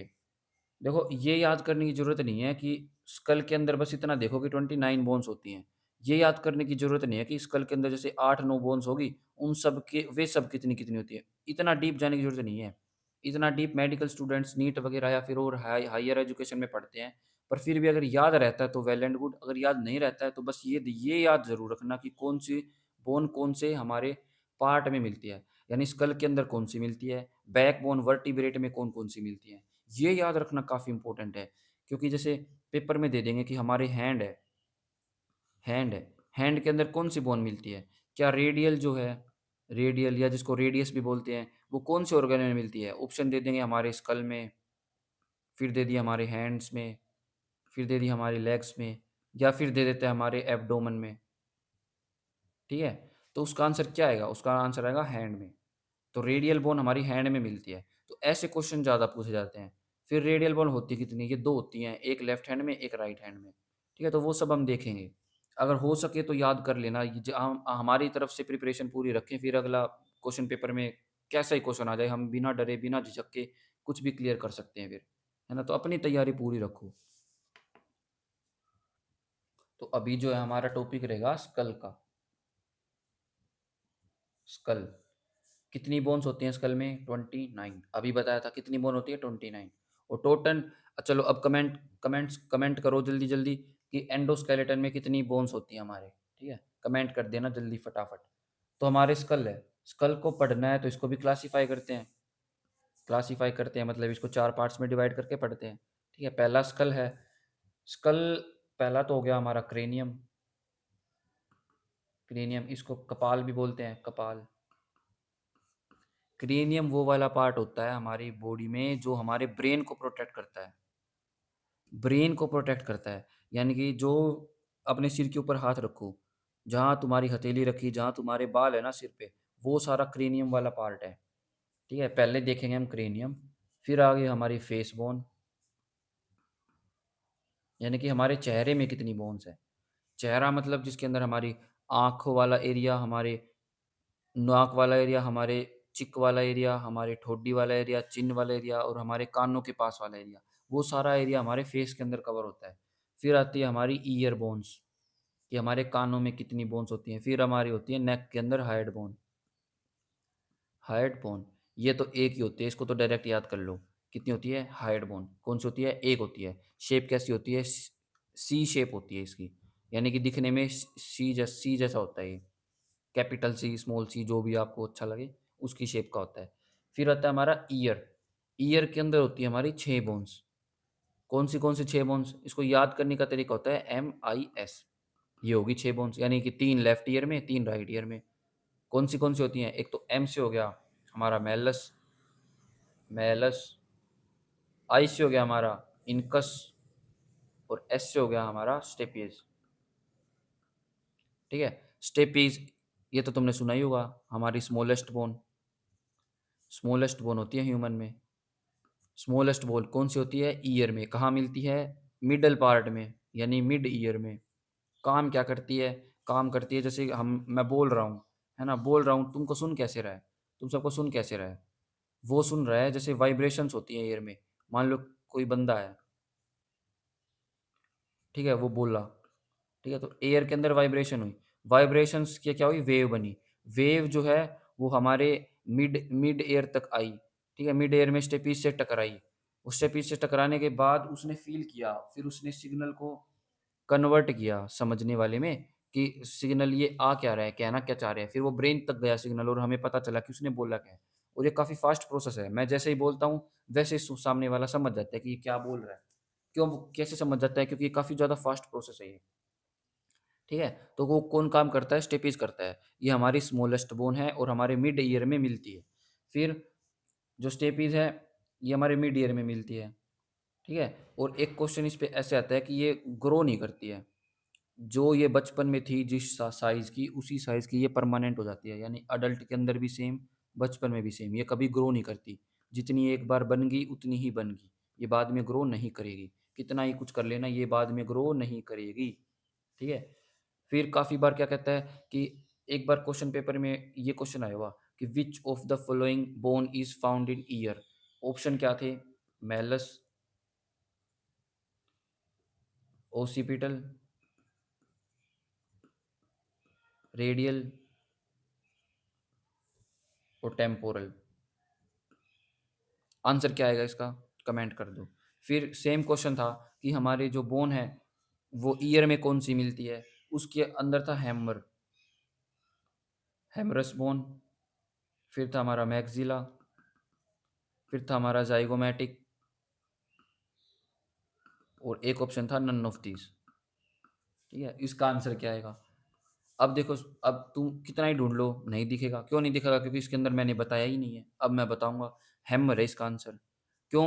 आप कहोगे सर हैमर तो इसमें है ही नहीं। वो क्यों नहीं है? क्योंकि इन बोन्स के एक-एक नाम और हैं। जैसे मैलस को हैमर भी बोलते हैं। क्या बोलते हैं? Hammer bone. तो हैमर और मैलस एक ही बोन का नाम है, 2 अलग-अलग नाम है। कहाँ मिलती है? ईयर में मिलती है। फिर ऐसे सिमिलरली इनकस को हम एनविल भी बोलते हैं। क्या बोलते हैं? एनविल। देखा जाए तो ये 2 ही बोन्स ऐसी हैं जिसके 2 नाम हैं, बाकी टेंशन मत लो, औरों के 2-2 3-3 नाम नहीं है। तो मैलस किसका नाम हो गया? हैमर का, इनकस किसका नाम हो गया? एनविल का, ठीक है? और एक होगी स्टेपीज़। तो ये 3 बोन्स कहाँ मिलती है? हमारे ईयर में। 1 ईयर में मिलती हैं, तो 2 में कितनी होगी? 6 होगी। तो 7 बोन्स हो गई हैं, 1 हाइड बोन, 6 ईयर बोन्स, ठीक है? फिर आती बारी हमारी फेस बोन की। फेस बोन, तो हमारे फेस में होती हैं 14 बोन्स। कितनी होती हैं? 14 हड्डियाँ, 14 बोन्स। ये हमारी फेस की फॉर्मेशन में हेल्प करती हैं, ठीक है? अब जो फेस बोन है, उसके अंदर जो जॉइंट होते हैं, वो अनमूवेबल जॉइंट होते हैं। तुम्हारा सिर्फ़ लोअर जा है ना, लोअर जॉ सिर्फ़ वही मूवमेंट करता है। तुम कभी भी देख लेना, अपने अपने जो गाल है ना, गाल के ऊपर दोनों हाथ रखो और कुछ भी बोलो, तुम्हें फ़ील होगा कि जो हमारा अपर जा है ना, ये अपर जा, ये लोअर जा। तो अपर जा कभी मूवमेंट नहीं शो करता, सिर्फ़ लोअर जा ही मूवमेंट शो करता है ना? तो इसीलिए जो फेस के जितनी भी जॉइंट है ना, जैसे नाक को नाक से जोड़ रखा है, कानों को भी हमारे ये स्कल से जोड़ रखा है, या फिर काफ़ी सारी जॉइंट्स हैं, पर ये मूवेबल जॉइंट्स नहीं है। हम अपनी मर्ज़ी से इनको मूव नहीं कर सकते। ओनली लोअर जॉ को ही मूव कर सकते हैं, बाकी कुछ नहीं मूव होता फेस के अंदर, है ना? कुछ भी मूव नहीं होता। अब जैसे उँगलियाँ हैं, मैं मेरी मर्ज़ी से किसी भी उँगली को मूव कर सकता हूँ। तो ये क्योंकि ये मूवेबल जॉइंट्स के साथ है। पर क्या मैं मेरी हथेली को यहाँ से यहाँ तक लेके जा सकता हूँ? नहीं लेके जा सकता। मैं पूरी कलाई को लेके जा सकता हूँ, पर हथेली को नहीं ले जा सकता, क्योंकि ये अनमूवेबल है। अब जैसे मेरी कलाई है, कलाई मूवेबल जॉइंट है ना? मैं इसको किसी भी एंगल में कहीं पे भी घुमा सकता हूँ। ये फ्रीली मूवेबल जॉइंट है। इसको पायोट जॉइंट भी बोलते हैं। हम जॉइंट वाले उसमें करेंगे लेक्चर में, अभी तुम बस यही देखो। ठीक है? तो ये अनमूवेबल जॉइंट्स के साथ होती है हमारी फेस बोन्स। पर एक्सेप्शन क्या है? Lower jaw. Lower jaw movable है। हमारा बोलते टाइम सिर्फ़ लोअर जॉ ही मूव करता है। अपर जॉ का कोई भी पार्ट मूव नहीं करता। तो ये क्या हो गए हमारे अनमूवेबल। ठीक है? अब जो है मैं बताने जा रहा हूँ ना, अब इम्पोर्टेंट आ रहे हैं, हम देखेंगे फेस के अंदर बोन्स के नाम देखेंगे, ठीक है? पहला हो गया हमारा नेस्ल बोन, नेस्ल बोन। मैं बोन नहीं लिखूँगा बार-बार में, मैं डायरेक्ट नाम लिखूँगा। पहला हो गया हमारा नेस्ल बोन, ठीक है? नेस्ल बोन। दूसरा हो गया हमारा mandible, third one is maxilla and the fourth one is zygomatic. देखो बताया था ना, ऑप्शन में आया हुआ था ज़ाइगोमैटिक, है ना? तो ये कहाँ मिलती है? हमारी फेस में मिलती है, फेस के अंदर। कई बार क्या क्वेश्चन आता है, जैसे मान लो इसके अंदर पूछ ले कि which of the following bone is found in skull? Skull पूछ लिया, अब ये चारों ही तो स्कल का पार्ट हैं। देखो स्कल है, स्कल के अंदर फेस भी तो है। फेस की 2 आई हुई हैं, मैक्सिला और ज़ाइगोमैटिक, है ना? एक हैमर भी आया हुआ है, हैमर भी ईयर में होता है, ईयर भी तो स्कल का ही पार्ट है। तो ऐसे में नन ऑफ दीज़, इसमें ऑल ऑफ दीज़ भी आ सकता है ऑप्शन, तो उसमें ऑल ऑफ द वो आंसर आ जाएगा। अगर तुम्हें पूछ ले, मतलब ऑप्शन में एक हड बोन का नाम दे दे, जैसे मैलस दे दिया, और पूछ ले कि ये कहाँ मिलती है, और मैलस मिलती है हमें पता है, जो मैलस है वो हमारे ईयर में मिलती है, पर ऑप्शन में ईयर हो ही ना, ऑप्शन में ईयर में इसमें स्कल हो, तो ऐसे कंडीशन में स्कल बिल्कुल करेक्ट आंसर होगा। ईयर, अगर ईयर है तो ईयर आंसर होगा, अगर ईयर और स्कल दोनों हैं तो भी ईयर आंसर सही होगा। ठीक है, तो इसके अंदर कन्फ्यूजन होने की जरूरत नहीं है। फिर एक था हमारा जाइगोमैटिक, इसके बाद आता है हमारा लैक्रिमल, लैक्रिमल। फिर आता है हमारा पैलेंटाइन, पैलेंटाइन, ठीक है? फिर आती है हमारी वोमर, और फिर लास्टली आती है हमारी इन्फीरियर, इन्फीरियर नेसल कैविटी। क्या बताया मैंने? इन्फीरियर नेसल कोनकाई, कैविटी नहीं है, कोनकाई आएगा। ठीक है, तो ये थी हमारी स्कल के अंदर कौन सी। एक तो नेसल बोन, नेसल बोन कितनी होती है हमारी? दो। ये होती है हमारी नाक की साइड वाली, जैसे ये हमारी नोज होगी, इसके साइड में जो नोज को बनाती है ना, वो होगी हमारी नेसल बोन। फिर आती है हमारी मैंडेबल, मैंडेबल होती है एक, इसको बोलते हैं लोअर जा। तो एग्जाम में ये भी आ सकता है कि लोअर जा का नेम क्या है, लोअर जा होती है हमारी मैंडेबल। फिर आता है मैक्सिला, मैक्सिला होती है हमारी अपर जा, ये भी एक होती है। नेसल होती है हमारी दो, मैंडिबल होती है हमारी एक, मैक्सिला होती है हमारी एक। मैंडिबल तो होगी हमारी लोअर जा, मैक्सिला होगा हमारी अपर जा। ठीक है, हमने सलाइवा के उसमें किया था, सलाइवरी ग्लैंड में, सलाइवा का टॉपिक पढ़ रहे थे ना तब, तो तीन वे थे सलाइवरी ग्लैंड। ठीक है, तो उसके अंदर जो सलाइवरी ग्लैंड थी वो एक लोअर जा में भी तो मिलती थी, टंग के बिल्कुल नीचे, है ना, एक मिलती थी, एक टंग के नीचे मिलती थी, और एक हमारे ईयर के पास मिलती थी। लार्जेस्ट कौन सी होगी? पैरोटिड ग्लैंड, जो कि ईयर के पास मिलती थी। लोअर जा का नाम क्या है? मैंडिबल। अपर जा का नाम क्या है? मैक्सिला। फिर आती है हमारी जाइगोमैटिक, जाइगोमैटिक कितनी होती है हमारी? दो। चिक बोन बोलते हैं जिसको, चिक बोन्स, यानी हमारे गाल के पास जो बोन्स होती है ना, वो होती है हमारी दो। वो कितनी है? जाइगोमैटिक है, कितनी? दो। नाम क्या है? जाइगोमैटिक। फिर आती है हमारी लेक्रेमल, लेक्रेमल कितनी होती है हमारी? दो। ये हमारी जो आंख है ना, टीयर, टीयर ग्लैंड होते हैं यहाँ पे, टीयर ग्लैंड्स मिलते हैं हमारे, ठीक है, आँख के पास। हमारी दो आँखें हैं, हमारे आँसू आते हैं तब दोनों आँखों से आते हैं, यानी टीयर ग्लैंड हमारी दोनों आँखों के पास है, इसका मतलब लैक्रिमल कितनी होगी? दो होगी। फिर आती है हमारी पैलेंटिनी, पैलेंटी होती है हमारी, ये भी दो होती हैं। ये कहाँ होती है? ये होती है हमारा जो मुँह है ना, आप अपने मुँह को खोलोगे, जैसे जैसे ये मुँह हो गया, ये ऐसे मुँह खोल दिया, ये तो हो गया हमारा मैक्सिला, मैक्सिला, ये हो गया हमारा मैंडिबल, यानी ये मैंडिबल जो लोअर जा है, मैक्सिला जो अपर जा है।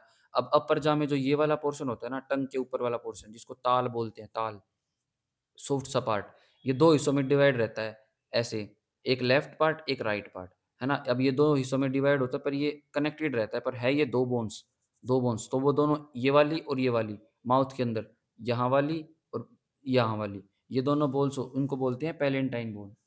ठीक है, फिर आती है हमारी वोमर, वोमर होती है एक ही, जो हमारी नाक को 2 हिस्सों में डिवाइड करती है।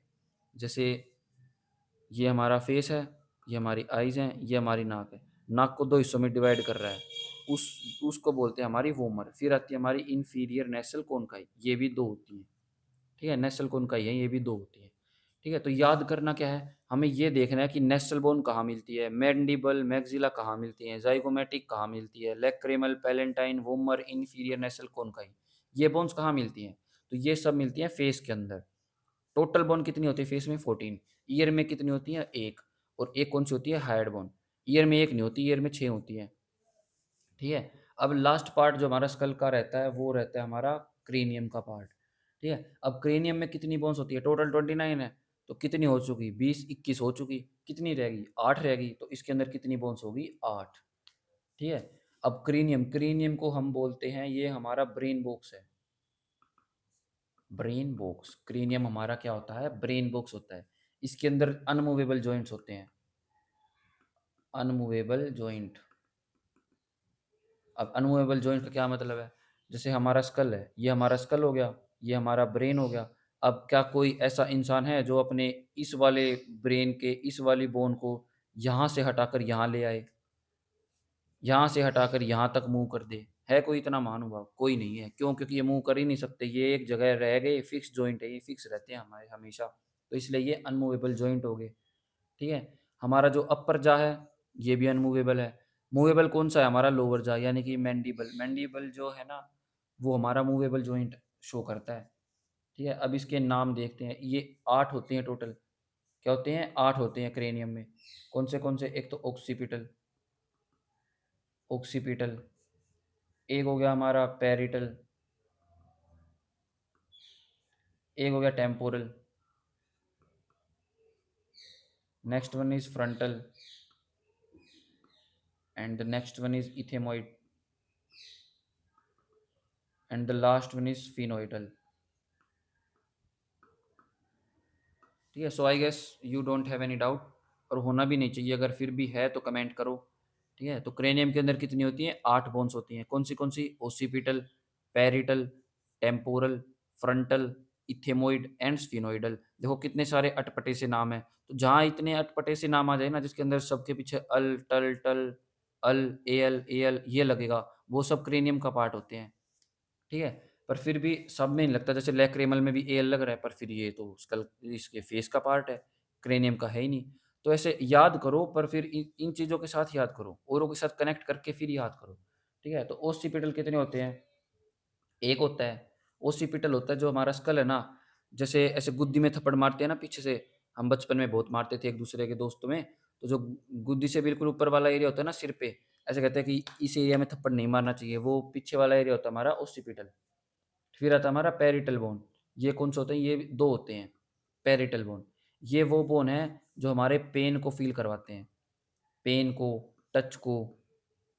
जो ब्रेन का पार्ट हमारा पेन और टच को फ़ील करवाता है ना, उस ब्रेन के पार्ट को प्रोटेक्ट करने का काम करता है पैरिटल बोन। पैरिटल बोन कहाँ मिलती है? क्रेनियम में मिलती है। ठीक है? तो हमारे उन ब्रेन के उस पार्ट को प्रोटेक्शन देने का काम करता है पैरिटल बोन। कहाँ मिलती है? क्रेनियम में मिलती है। ठीक है? फिर आता है टेम्पोरल।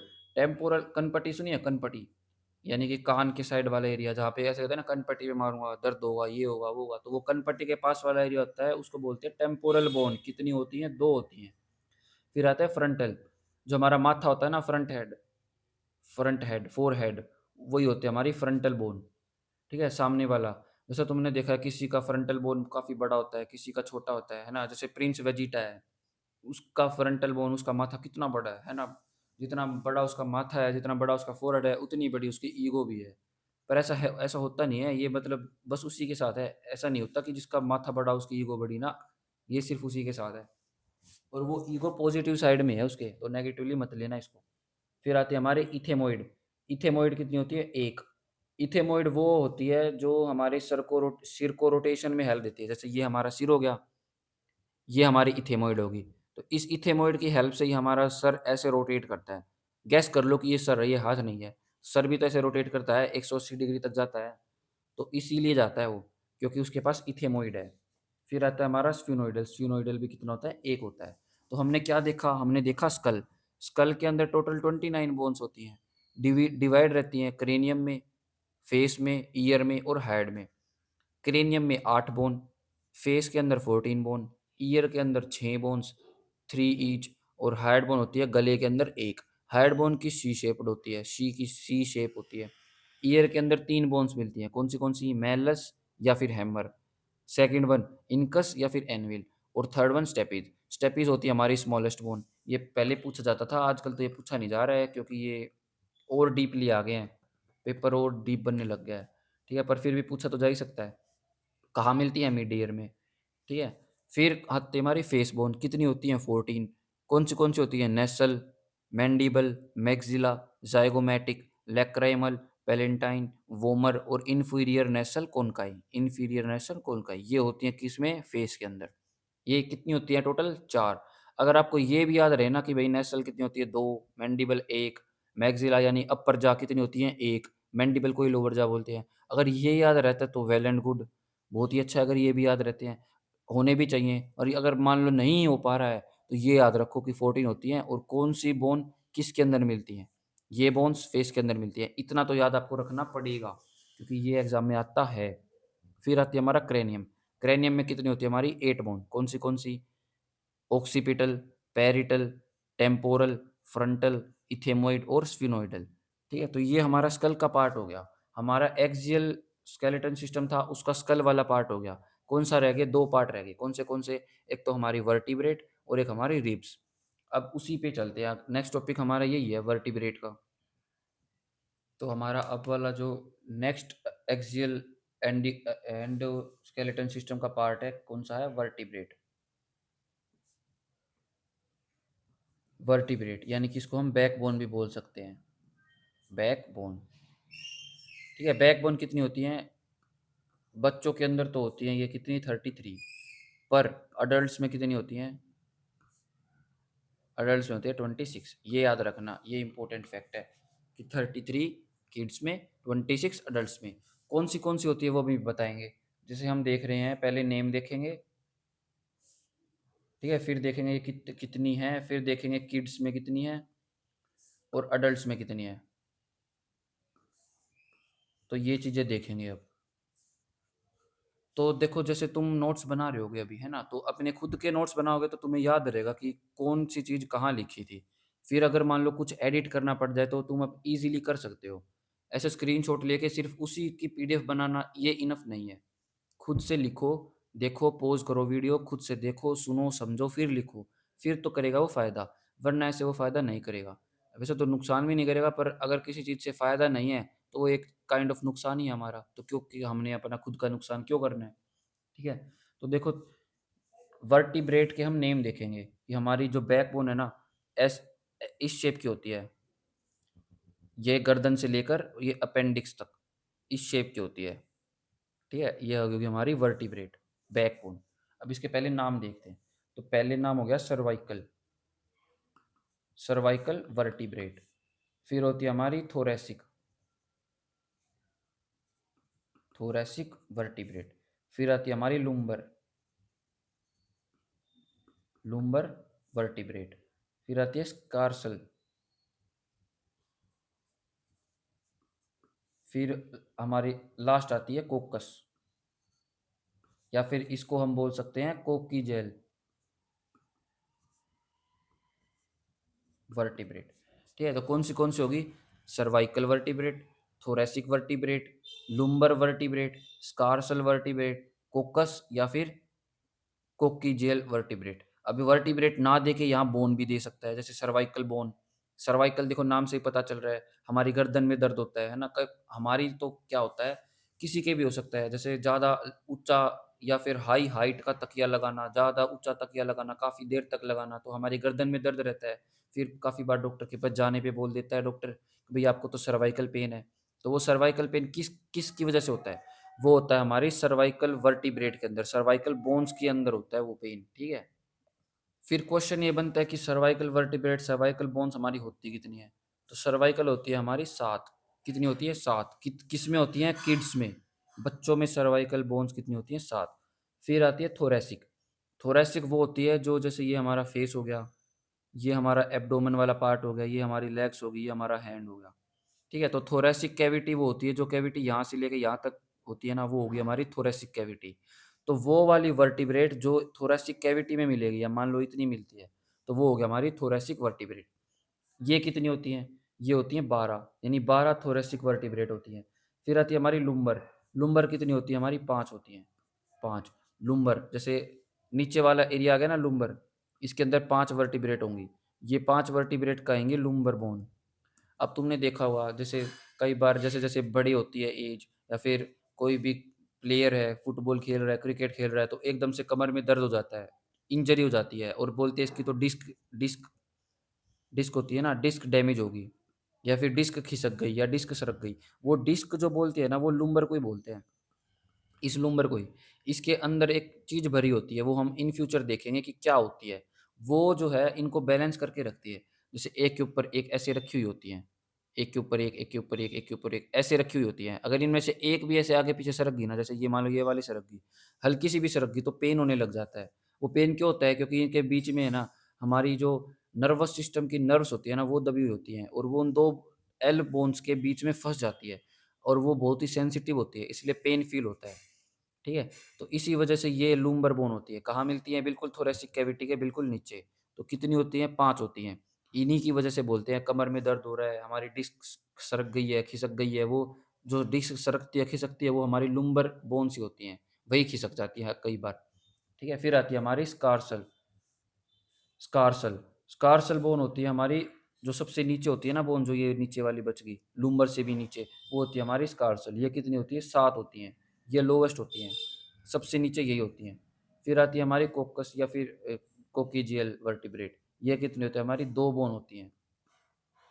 जो एंड होती है ना हमारी वर्टिब्रेट की, वो एंड बिल्कुल इन्हीं बोन्स पे जाके होती है। लास्ट वाला जो बोन होता है वो कोक्कस ही होता है और स्टार्टिंग होती है हमारी सर्वाइकल वाली।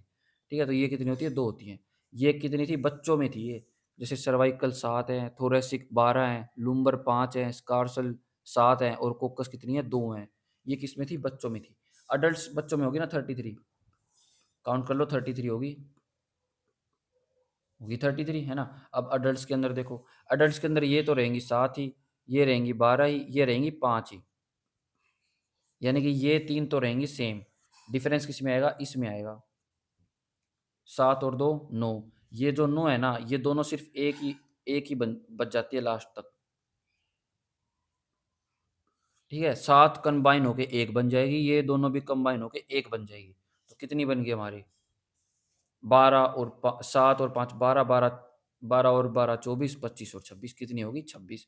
तो अडल्ट के अंदर कितनी होगी? 26 और किड्स के अंदर कितनी होगी? 33। अब क्वेश्चन ये आ सकता है कि अडल्ट के अंदर स्कार सेल कितनी होती हैं? तो कितनी होती है? 1 होती है। फिर घुमा के दे दे बच्चों में कितनी होती है? कितनी होती है? फिर उसमें 7 होती हैं। तो ऐसे ही इसके अंदर काउंटिंग का थोड़ा लोचा है। तो इसलिए हमें इसके अंदर देखना पड़ेगा कि कौन सी कितनी बोन होती है। लुम्बर कितनी होती है? 5। इनको एल भी बोल देते हैं, एल बोन। ठीक है? एल बोन कितनी होती है? 5 होती हैं। तो ये सब है ना, ये था हमारा वर्टिब्रेट का।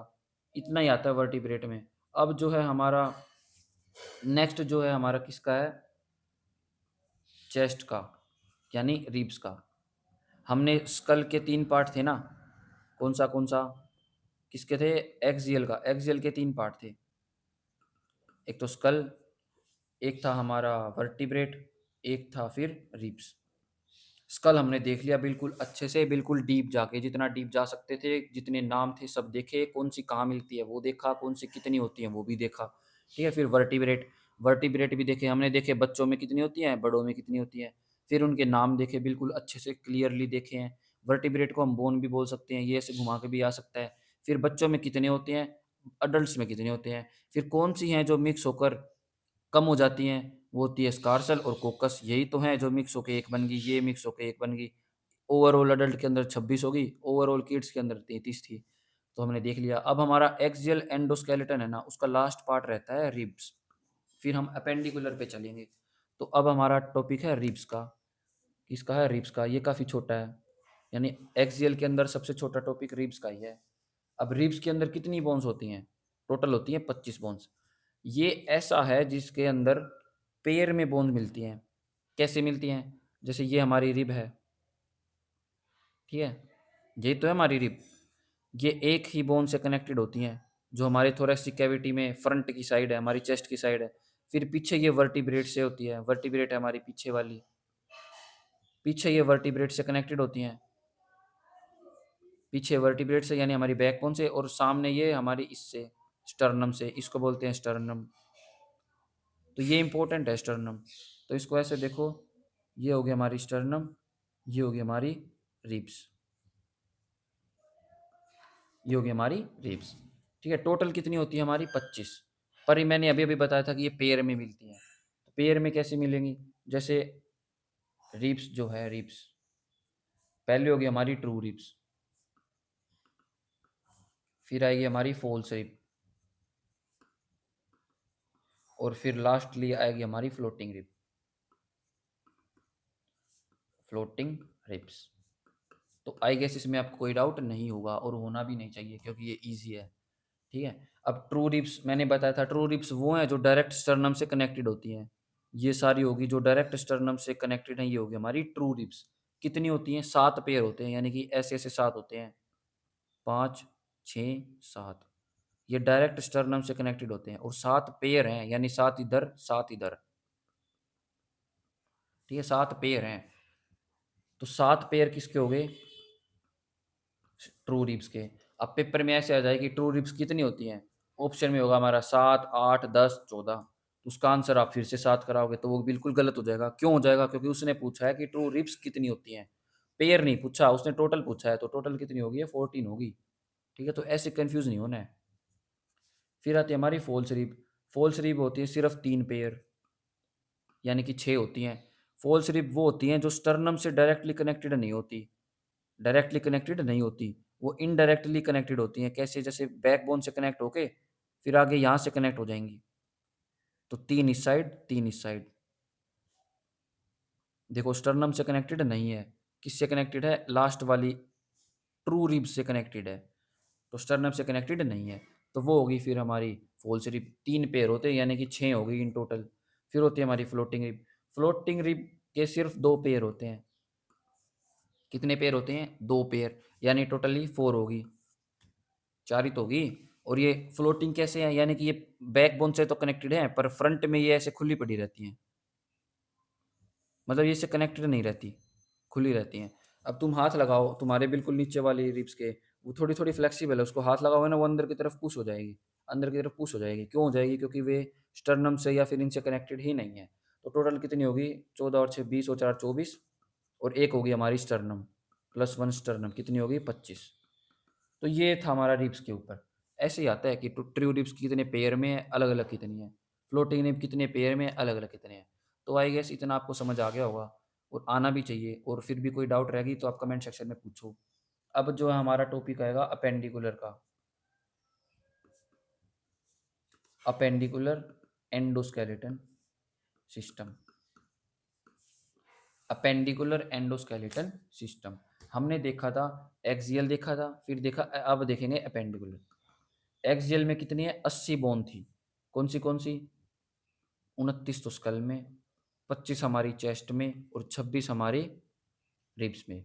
अब हमारी जो बच गई, 106 बोन्स बच गई, 126 बोन बच गई, 126 बोन्स। टोटल कितनी थी? 206। तो 126 प्लस में 80 कितनी होगी? 206 बोन्स। अब 126 बोन्स और रह रही है हमारी। ये सबसे इजी पार्ट है हमारा याद रखने का। कौन सा? Appendicular endoskeleton system. अब इसके अंदर क्या क्या आएगा? एक तो हमारे हैंड, एक हमारी लेग, एक आएगा फिर हमारे शोल्डर, फिर हमारी हिप्स। ये 4 चीज़ें पढ़ेंगे। ठीक है, हमारे हाथों के अंदर होती है हमारी 60 हड्डियाँ, दोनों हाथों में, दोनों पैरों में भी 60, शोल्डर में 4, और हिप के अंदर 2। ठीक है, अब इनको डीपली देखेंगे। ये बिल्कुल ईजी है, ज़्यादा ज़्यादा बोन्स नहीं है इनके अंदर। ठीक है, किसी में 8 पेयर, किसी के अंदर 12, ऐसे ऐसे करके आएंगे इसके अंदर। ठीक है, तो हम सबसे पहले देख रहे हैं हमारे हैंड के अंदर, कि हमारे हैंड के अंदर कितनी होती हैं। तो बोथ हैंड के अंदर होगी हमारी 60 बोन्स, यानी कि लेफ्ट हैंड में कितनी होगी? 30, राइट हैंड में कितनी होगी? 30 होगी हमारी 60। फिर इनके नाम मेन है। पहला हो गया हमारी अपर आर्म। अपर आर्म जो हमारी ऊपर वाली आर्म होती है ना, कौन सी? हमारी कोहनी से लेके हमारे कंधे तक, उसको बोलते हैं हम ह्यूमरस। क्या बोलते हैं? ह्यूमरस। और ये कितनी होती हैं? 2 होती हैं, टोटल होती हैं 2, यानी कि एक लेफ्ट में, एक राइट में, एक लेफ्ट हैंड में, एक राइट हैंड में। फिर आती है हमारी लोअर आर्म। लोअर आर्म होती है, ठीक है, लोअर आर्म। ये थी हमारी अपर आर्म, ह्यूमरस। फिर आती है लोअर आर्म। लोअर आर्म के अंदर 2 बोन मिलती हैं। लोअर आर्म होती कौन सी है? हमारी कलाई से लेके हमारी कोहनी तक, ये जितनी होगी ना, ये हमारी लोअर आर्म है। ठीक है, लोअर आर्म। तो लोअर आर्म के अंदर 2 काइंड ऑफ बोन्स मिलती है। कौन सी? एक तो होगी हमारी रेडियस और फिर दूसरी होगी हमारी उल्ना। रेडियस दो होती हैं टोटल, उल्ना भी दो होती है, यानी कि एक रेडियस एक उल्ना, लेफ्ट में एक राइट में, एक लेफ्ट में एक राइट में। तो इसमें कोई डाउट नहीं होना चाहिए।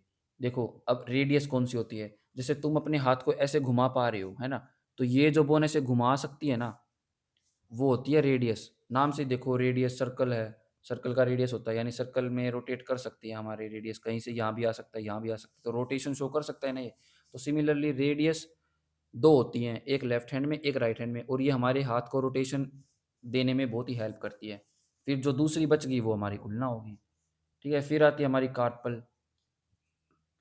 कार्पल, कार्पल को कलाई बोल देते हैं, कलाई होती है ना हमारी, ये वाली कलाई, कलाई वाला पोर्शन ये वाला, ये होता है हमारा कार्पल। इसके अंदर अकेली कार्पल के अंदर 16 बोन्स होती हैं। कितनी होती हैं? 16, यानी कि 8 तो लेफ्ट हैंड के कार्पल में और 8 राइट हैंड के कार्पल में, टोटल कितनी होगी? 16 होगी। फिर आती है हमारी मेटाकार्पल। मेटाकार्पल, मेटाकार्पल हमारा ये वाला पार्ट हो गया, हथेली वाला। अब हथेली में तो पता ही है 5 बोन होती हैं, 1, 2, 3, 4 और 5। एक हाथ में 5 है, यानी दोनों हाथों में कितनी होगी? 10 होगी, यानी टोटल कितनी है ये? 10 हैं। 5 लेफ्ट में, 5 राइट में। फिर आती है हमारी फेलेंजिस। फेलेंजिस ये कितनी होती है हमारी? 28, यानी कि 14 लेफ्ट में, 14 राइट में। अब फेलेंजिस कौन सी होती हैं? जैसे ये हमारी उँगलियाँ हैं, उँगलियाँ हैं, उँगली का जॉइंट है, 1, 2, 3, 3 तो इसी में होगी, यानी कि 3, 6, 9, 12, और इसके अंदर अंगूठे में 2 होती हैं, एक ये और एक ये, है ना? ये 2 ही तो हैं, कितनी होगी टोटल? 14 होगी। तो 14 लेफ्ट में, 14 राइट में। तो ये थी हमारी 60 हड्डियाँ इन टोटल हैंड के अंदर। अपर आर्म को बोलते हैं हम ह्यूमरस। लोअर आर्म के अंदर 2 बोन्स होती हैं, एक तो होगी रेडियस, एक होगी उल्ना। फिर आती है हमारी कार्पल, जो कलाई को बोलते हैं। फिर आती है हमारी मेटाकार्पल, जो हमारी हथेली में होती हैं 5-5। फिर आती है हमारी फ्लेंजिस, जो हमारी उँगलियों की और हमारे थंब की बोन होती है, वो कौन सी होगी? हमारी phalanges. So I guess you don't have any doubt in up to now. अब जो है हमारे शोल्डर बोन की बारी आती है। ये थी हमारी हैंड के अंदर, कितनी थी? 60। अब आती है हमारी shoulder bone. Shoulder bone, shoulder bone कितनी होती हैं टोटल? 4 होती हैं जी। कौन सी होती हैं? इनके नाम तो 2 ही होते हैं, पर बोन 4 होती हैं। हमारे 2 कंधे हैं, एक लेफ्ट वाली शोल्डर, एक राइट वाला शोल्डर, है ना? अब दोनों में 2-2 बोन होती हैं, लेफ्ट में भी 2, राइट में भी 2, तो होगी टोटल 4। कौन सी होती हैं? एक तो क्लेविकल, क्लेविकल बोन, और दूसरी कौन सी होगी हमारी? स्कैपल, स्कैपुला बोन। ठीक है, प्रोनाउंसिएशन देख लेना, स्कैपुला और क्लेविकल। ठीक है, ठीक है। तो जो क्लेविकल होती है, ये तो होती है हमारी कोलर बोन, कोलर बोन। दो, जिसको ब्यूटी बोन भी बोल देते हैं ना, जैसे जैसे तुम इंस्टाग्राम के कीड़े हो ही, आजकल के बच्चे तो हैं ही सारे इंस्टाग्राम के कीड़े। वहाँ पर क्या होते हैं, जैसे ब्यूटी स्टैंडर्ड्स खुद के ही बना रखे हैं कि अगर किसी के कॉलर बोन है, किसी के क्लेविकल बोन है, उसी को बोलते हैं ब्यूटी बोन, वही ब्यूटीफुल है जिसके ब्यूटी बोन है। ऐसा नहीं होता, ये सबके होती है। बस जो जिसके पास फैट कम है ना, उसका ज़्यादा ईज़िली शो हो जाता है, तो वो उसको ब्यूटीफुल बोल देते हैं। पर ऐसा नहीं है, एवरीवन इज़ ब्यूटीफुल। भगवान ने सबको सेम ही स्ट्रक्चर दिया है, बस स्किन कलर मेलानिन की वजह से डिफरेंट है, और हाइट वगैरह वो जेनेटिकल होता है। और हाइट वगैरह जेनेटिकल तो है, पर फिर भी एक्सटर्नल फैक्टर पे भी इफेक्ट पड़ता है। ठीक है, तो कोलर बोन कितनी है हमारी? 2। जैसे ये हमारी गर्दन होगी, ये हमारा शोल्डर हो गया। ठीक है, तो कोलर बोन जो हमारी गर्दन से निकलती है ना, ये वाली बोन्स, ये वाली बोन्स, ये बैक साइड से इमेजिन करना, जैसे ये सिर है हमारा और ये बैक बैक है हमारी। ठीक है, तो ये तो फ्रंट की साइड में होगी हमारी कोलर बोन यहाँ पर। फिर आती है हमारी स्कैपुला। स्कैपुला, स्कैपुला होती है जो लोअर बैक होती है ना हमारी, लार्ज लार्ज बोन होती है। जैसे तुम अपने कंधे के पीछे हाथ लगाओ, जहाँ पर कुछ इस शेप की बोन्स होती हैं, वही होती है हमारी स्कैपुला। एक लेफ्ट में होगी, एक राइट में होगी, तो टोटल कितनी होगी? 2 होगी। तो शोल्डर बोन में कितनी होगी? 4 बोन्स होगी, क्लेविकल और स्कैपुला दोनों 2-2 होती हैं। ठीक है, फिर आती है हमारी hip bone. Hip bone, hip bones. तो हिप के अंदर 2 ही बोन होती हैं, एक लेफ्ट हिप में, एक राइट हिप में, जिसका जिसको जिसको बोलते हैं हम ग्रिडल बोन, ग्रिडल बोन। ठीक है, तो हिप के अंदर 2 ही होती हैं, एक लेफ्ट हिप में, एक राइट हिप में। इसके अंदर कुछ ज़्यादा सोचने की ज़रूरत ही नहीं है। हम बैठते हैं, ये हमारे एक पैर, ये हमारा दो पैर, यहाँ पर फर्स्ट, यहाँ पर सेकंड, तो ये वाली एक होगी, ये वाली एक होगी, तो कितनी होगी हमारी? दो होगी। क्रीडल क्रीडल बोल बोल देते हैं। अब लास्ट पार्ट रह गया हमारा, कौन सा रह गया? अपेंडिकुलर का लास्ट पार्ट रह गया, यानी कि जो इतनी बोन्स हैं लेग्स की, लेग्स की रह गई हैं। तो लेग्स में भी हमारी कितनी बोन्स होती हैं? 60 बोन्स होती हैं। लेग्स 60 टोटल बोन होती हैं। लेफ्ट में कितनी, राइट में कितनी, और लेफ्ट लेग में कितनी, ये देखेंगे, अच्छे से देखेंगे। तो ज़्यादा ज़्यादा ये मत सोचो कि सर काफ़ी स्लो है या फिर वो है फास्ट है। अगर मैं फास्ट लग रहा हूँ तो थोड़ा स्लो करके देख लो, ये तो आपके पास है ही ऑप्शन में। अगर मैं स्लो लग रहा हूँ तो आप थोड़ा फास्ट करके देख लो, है ना? ज़्यादा टेंशन लेने की ज़रूरत नहीं है। टेंशन से काफ़ी बीमारियाँ होती हैं, जैसे बीपी, शुगर, थायराइड, ये सब टेंशन से ही होती हैं, और ये जेनेटिकल भी हैं। पर अगर मान लो किसी किसी के पेरेंट के है, पर फिर भी काफ़ी टाइम देखा जाता है कि बच्चों की नहीं है। क्यों नहीं है? क्योंकि वो टेंशन नहीं ले रहे बेफालतू की टेंशन लेने से ही सारे सिस्टम बिगड़ता है। तो अपने पढ़ते जाओ, एग्ज़ाम में आएगा ही आएगा, आप कर ही दोगे, इतना भरोसा रखो खुद पे। ठीक है, फिर हम देख रहे हैं लेग्स। लेग्स की टोटल बोन होती है 60। ठीक है, पहला आता है हमारी अपर लेग। अपर लेग्स हमारी ऊपर वाली लेग, यानी कि हमारे जो हमारे हिप से लेकर हमारे घुटने तक जाती है, वो होती है हमारी अपर लेग। अब अपर लेग है, उसका नाम क्या है? फीमर। फीमर नाम उसका। इंपॉर्टेंट है ये, क्योंकि ये बोन जो है, फीमर बोन सबसे लार्जेस्ट बोन है हमारे ह्यूमन के अंदर। सबसे लंबी बोन है फीमर। सबसे छोटी कौन सी है? Smallest steppes. कहाँ मिलती है? मिड ईयर में। लॉन्गेस्ट कौन सी है? फीमर। कहाँ मिलती है? अपर लेग में। अगर क्वेश्चन दे दे कि फीमर कहाँ मिलती है और ऑप्शन दे दे हैंड, लेग, अपेंडिकुलर और स्कल, तो इसके अंदर अपेंडिकुलर भी राइट आंसर है और लेग भी राइट आंसर है। पर अगर हमारा अपेंडिकुलर ना दे रखा हो तो लेग राइट आंसर है, और अगर अपेंडिकुलर दे रखा हो और लेग ना दे रखा हो तो अपेंडिकुलर राइट आंसर है, क्योंकि अपेंडिकुलर का पार्ट ही तो है लेग। इसलिए दोनों राइट आंसर हैं। वो घुमाकर कुछ भी दे सकता है, तुमको कंफ्यूज नहीं होना है। तो यही मैं सिखा रहा हूँ कि वो कुछ भी दे सकते हैं पेपर में, तुम्हें कंफ्यूज नहीं होना है। तो ये फीमर हमारी लार्जेस्ट होगी। अब ये कितनी होगी हमारी? स्ट्रोंगेस्ट भी है। ये हैं टोटल दो हैं, एक लेफ्ट लेग में, एक राइट लेग में। फिर सेकंड नंबर की बोन होती है हमारी नी बोन। हमारी घुटने की बोन होती है ना, घुटने की बोन, जो ऐसे कटोरी शेप में नहीं होती है हमारे घुटने पे। आप अपने घुटने के हाथ लगाओ, एक कटोरी शेप में भी एक कटोरी सा मिलेगा, उल्टा कटोरा, है ना? तो उसी को बोलते हैं नी बोन। ये कितनी होती है? दो। नाम क्या होता है? पटीला। पटेला। ये होती है हमारी सेकंड बोन। कितनी होती है? दो। एक लेफ्ट में, एक राइट में। फिर थर्ड वन होगी हमारी लोअर लेग। जैसे लोअर आर्म में दो थी ना हमारी, कलाई से लेके कोहनी तक हमारी दो बोन थी, एक उल्ना, एक रेडियल, है ना? ये दो थी। सिमिलरली लोअर लेग में भी दो बोन्स होंगी। पहले का नाम तो होगा हमारा टीबिया, और सेकंड वन का नाम होगा हमारा फेबुला। ये इंपॉर्टेंट है टीबिया। क्यों इंपॉर्टेंट है? क्योंकि इसी को हम वेट बियरिंग बॉल भी बोलते हैं। इसी को हम शाइनिंग बॉल भी बोल सकते हैं, शाइंग बोन भी बोल सकते हैं।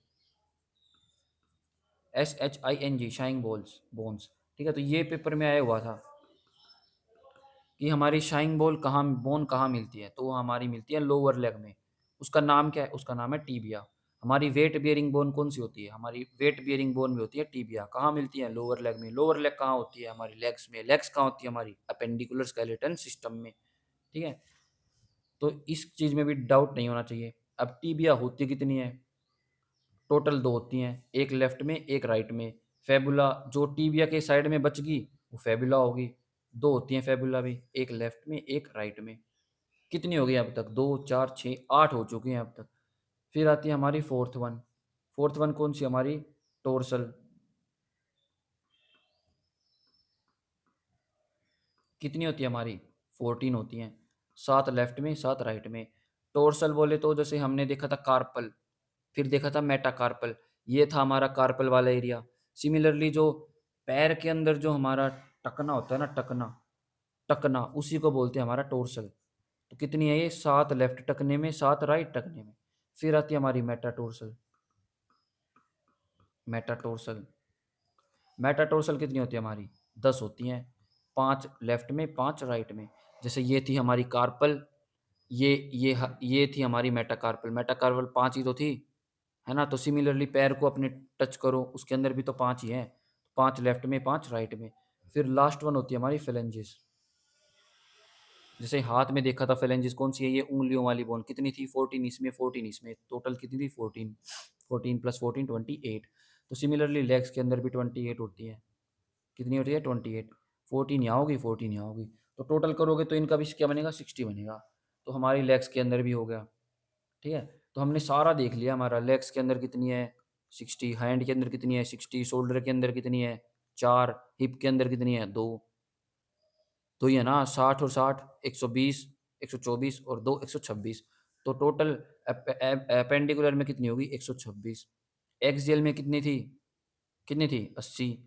तो ये सब के नाम और सबका फंक्शन बता दिया है, तो ये सब याद रखना। इंपॉर्टेंट क्वेश्चन भी बता दिए, जैसे टिबिया शिनिंग बोल बोलते हैं, या फिर वेट बेरिंग बोल भी बोलते हैं। पटेला हमारे जो घुटना होता है उसकी बोन्स को पटेला बोलते हैं। कितनी होती हैं? एक लेफ्ट में, एक राइट में। फिर फीमर हमारी लार्जेस्ट और हमारी स्ट्रॉन्गेस्ट बोन फीमर होती है। कहाँ मिलती है? अपर आर्म में। फिर हमने देखा टोर्सल। टोर्सल जैसे हमारा कार्पल था ना, हमारी कलाई, वैसे ही जो हमारे पैर के साइड में टखना होता है ना, वहाँ पर हमारी 14 बोन्स होती हैं। 7 लेफ्ट में, 7 राइट में। फिर मेटाटोर्सल, जैसे कार्पल था, फिर मेटाकार्पल था, सिमिलरली टोर्सल है, मेटाटोर्सल है। मेटाटोर्सल जो हमारी उँगलियों से लेकर हमारे टखने तक जुड़ती हैं, वे 5 लेफ्ट में, 5 राइट में। फिर हमारी फेलेंजेस 28, जो हमारी फिंगर्स को हैं, 28 ही फिंगर फिंगर के अंदर हैं, हाथ के अंदर, और 28 ही फिंगर की बोन्स हैं हमारे पैर के अंदर। तो हमारा ये स्केलेटन सिस्टम आज खत्म हो गया है, तो आई गेस इतना में आपको कोई डाउट नहीं होगा। ठीक है? और होना भी नहीं चाहिए, क्योंकि मैंने बिल्कुल अच्छे से कराया है। तो सब्सक्राइब करो भाई, सब्सक्राइब, लाइक और शेयर करो। तभी तो मैं मोटिवेट रहूँगा कि हाँ भाई, मुझे अच्छा रिस्पॉन्स मिल रहा है बच्चों से, तो मैं भी और अच्छे से कराऊँ। तो इसलिए तुम सब्सक्राइब करोगे ना, तो उससे मैं मोटिवेट होऊँगा। मैं मोटिवेट होऊँगा तो मैं अपना पूरा 100% दूँगा, हर लेक्चर में दूँगा। अगर मैंने मेरा 100% दिया, तो आपको उस 100 में से अगर 100 का 100 नहीं समझ आएगा, तो कम से कम 80 तो आएगा, 70 तो आएगा, और कम से कम लगा लो 50 तो आएगा। अगर 50 भी आ रहा है तो भी मेरे लिए इनफ है। क्यों इनफ है? क्योंकि बिल्कुल ज़ीरो से तो 50 भी अच्छा है। एक बार में 50 आ गया, अगली बार में हो सकता है 60 आ जाए, फिर 90 आ जाए, और एक टाइम पे आपका 100 भी आ जाएगा। डिपेंड करता है आप कितना पढ़ते हो, कितनी बार रिवाइज़ करते हो। मैंने काफ़ी बार रिवाइज़ करा था ये, तब जाके मुझे अब फिंगर टिप्स पे याद है ये। ठीक है? मेरे गुरुजी कहा करते थे, जैसे कोई भी चीज़ हम क्लास में, लेक्चर में पढ़ते हैं ना, लेक्चर में हमने कुछ भी पढ़ा, तो घर जाके उसको पहले रिवाइज़ करो, फिर उसको रिपीट करो। रिपीट का मतलब पहले तुमने पढ़ा, फिर उसको घर में किसी भी छोटे बच्चे को पढ़ा दो, या किसी अपने दोस्त को पढ़ा दो, या कोई अनपढ़ है उसके आगे ही गाने लग जाओ। उससे क्या होगा? आपका तो रिपीट हो ही जाएगा, मतलब आपको किसी को बताते हो ना तब जल्दी याद होता है। तो आपका तो रिपीट हो ही जाएगा, आपको भी जल्दी याद होगा। इसी चक्कर में मैं आपको पढ़ा रहा हूँ, है ना? ताकि मुझे भी अच्छे से याद हो जाए और आपका भी फ़ायदा हो जाए। तो ये मेरे गुरुजियों ने कहा था। उनका नाम सुनील था, सुनील सर थे मेरे। ठीक है? उनसे पढ़ा था मैं, और उन्होंने ही बताया था कि पहले खुद पढ़ो, फिर उसको रिपीट करो। ठीक है? तो अब देरी नहीं करते हैं, ये हमारा स्केलेटन सिस्टम कंप्लीट हो गया है, वन शॉट रिवीजन वाला लेक्चर कंप्लीट हो गया है। कल हम वन शॉट रिवीजन करेंगे किस पे? जॉइंट्स के ऊपर। फिर एक वन शॉट रिवीजन आएगा हमारे मस्कुलर ऑर्गन्स पे। ठीक है? तो आई गेस इतना आपको समझ आ रहा होगा। कमेंट, लाइक, शेयर किया करो। कहीं भी दिक्कत है तो कमेंट किया करो। अगर मुझसे नहीं होगा तो मैं मेरे टीचर्स से पूछूँगा, मैं मेरे गुरुजियों से पूछूँगा, आस-पास के मेरे जो कॉलीग टीचर हैं उनसे पूछूँगा। उनसे पूछ के बताऊँगा, पर आपका डाउट क्लियर करूँगा। ठीक है? तो thank you and have a nice day. Bye.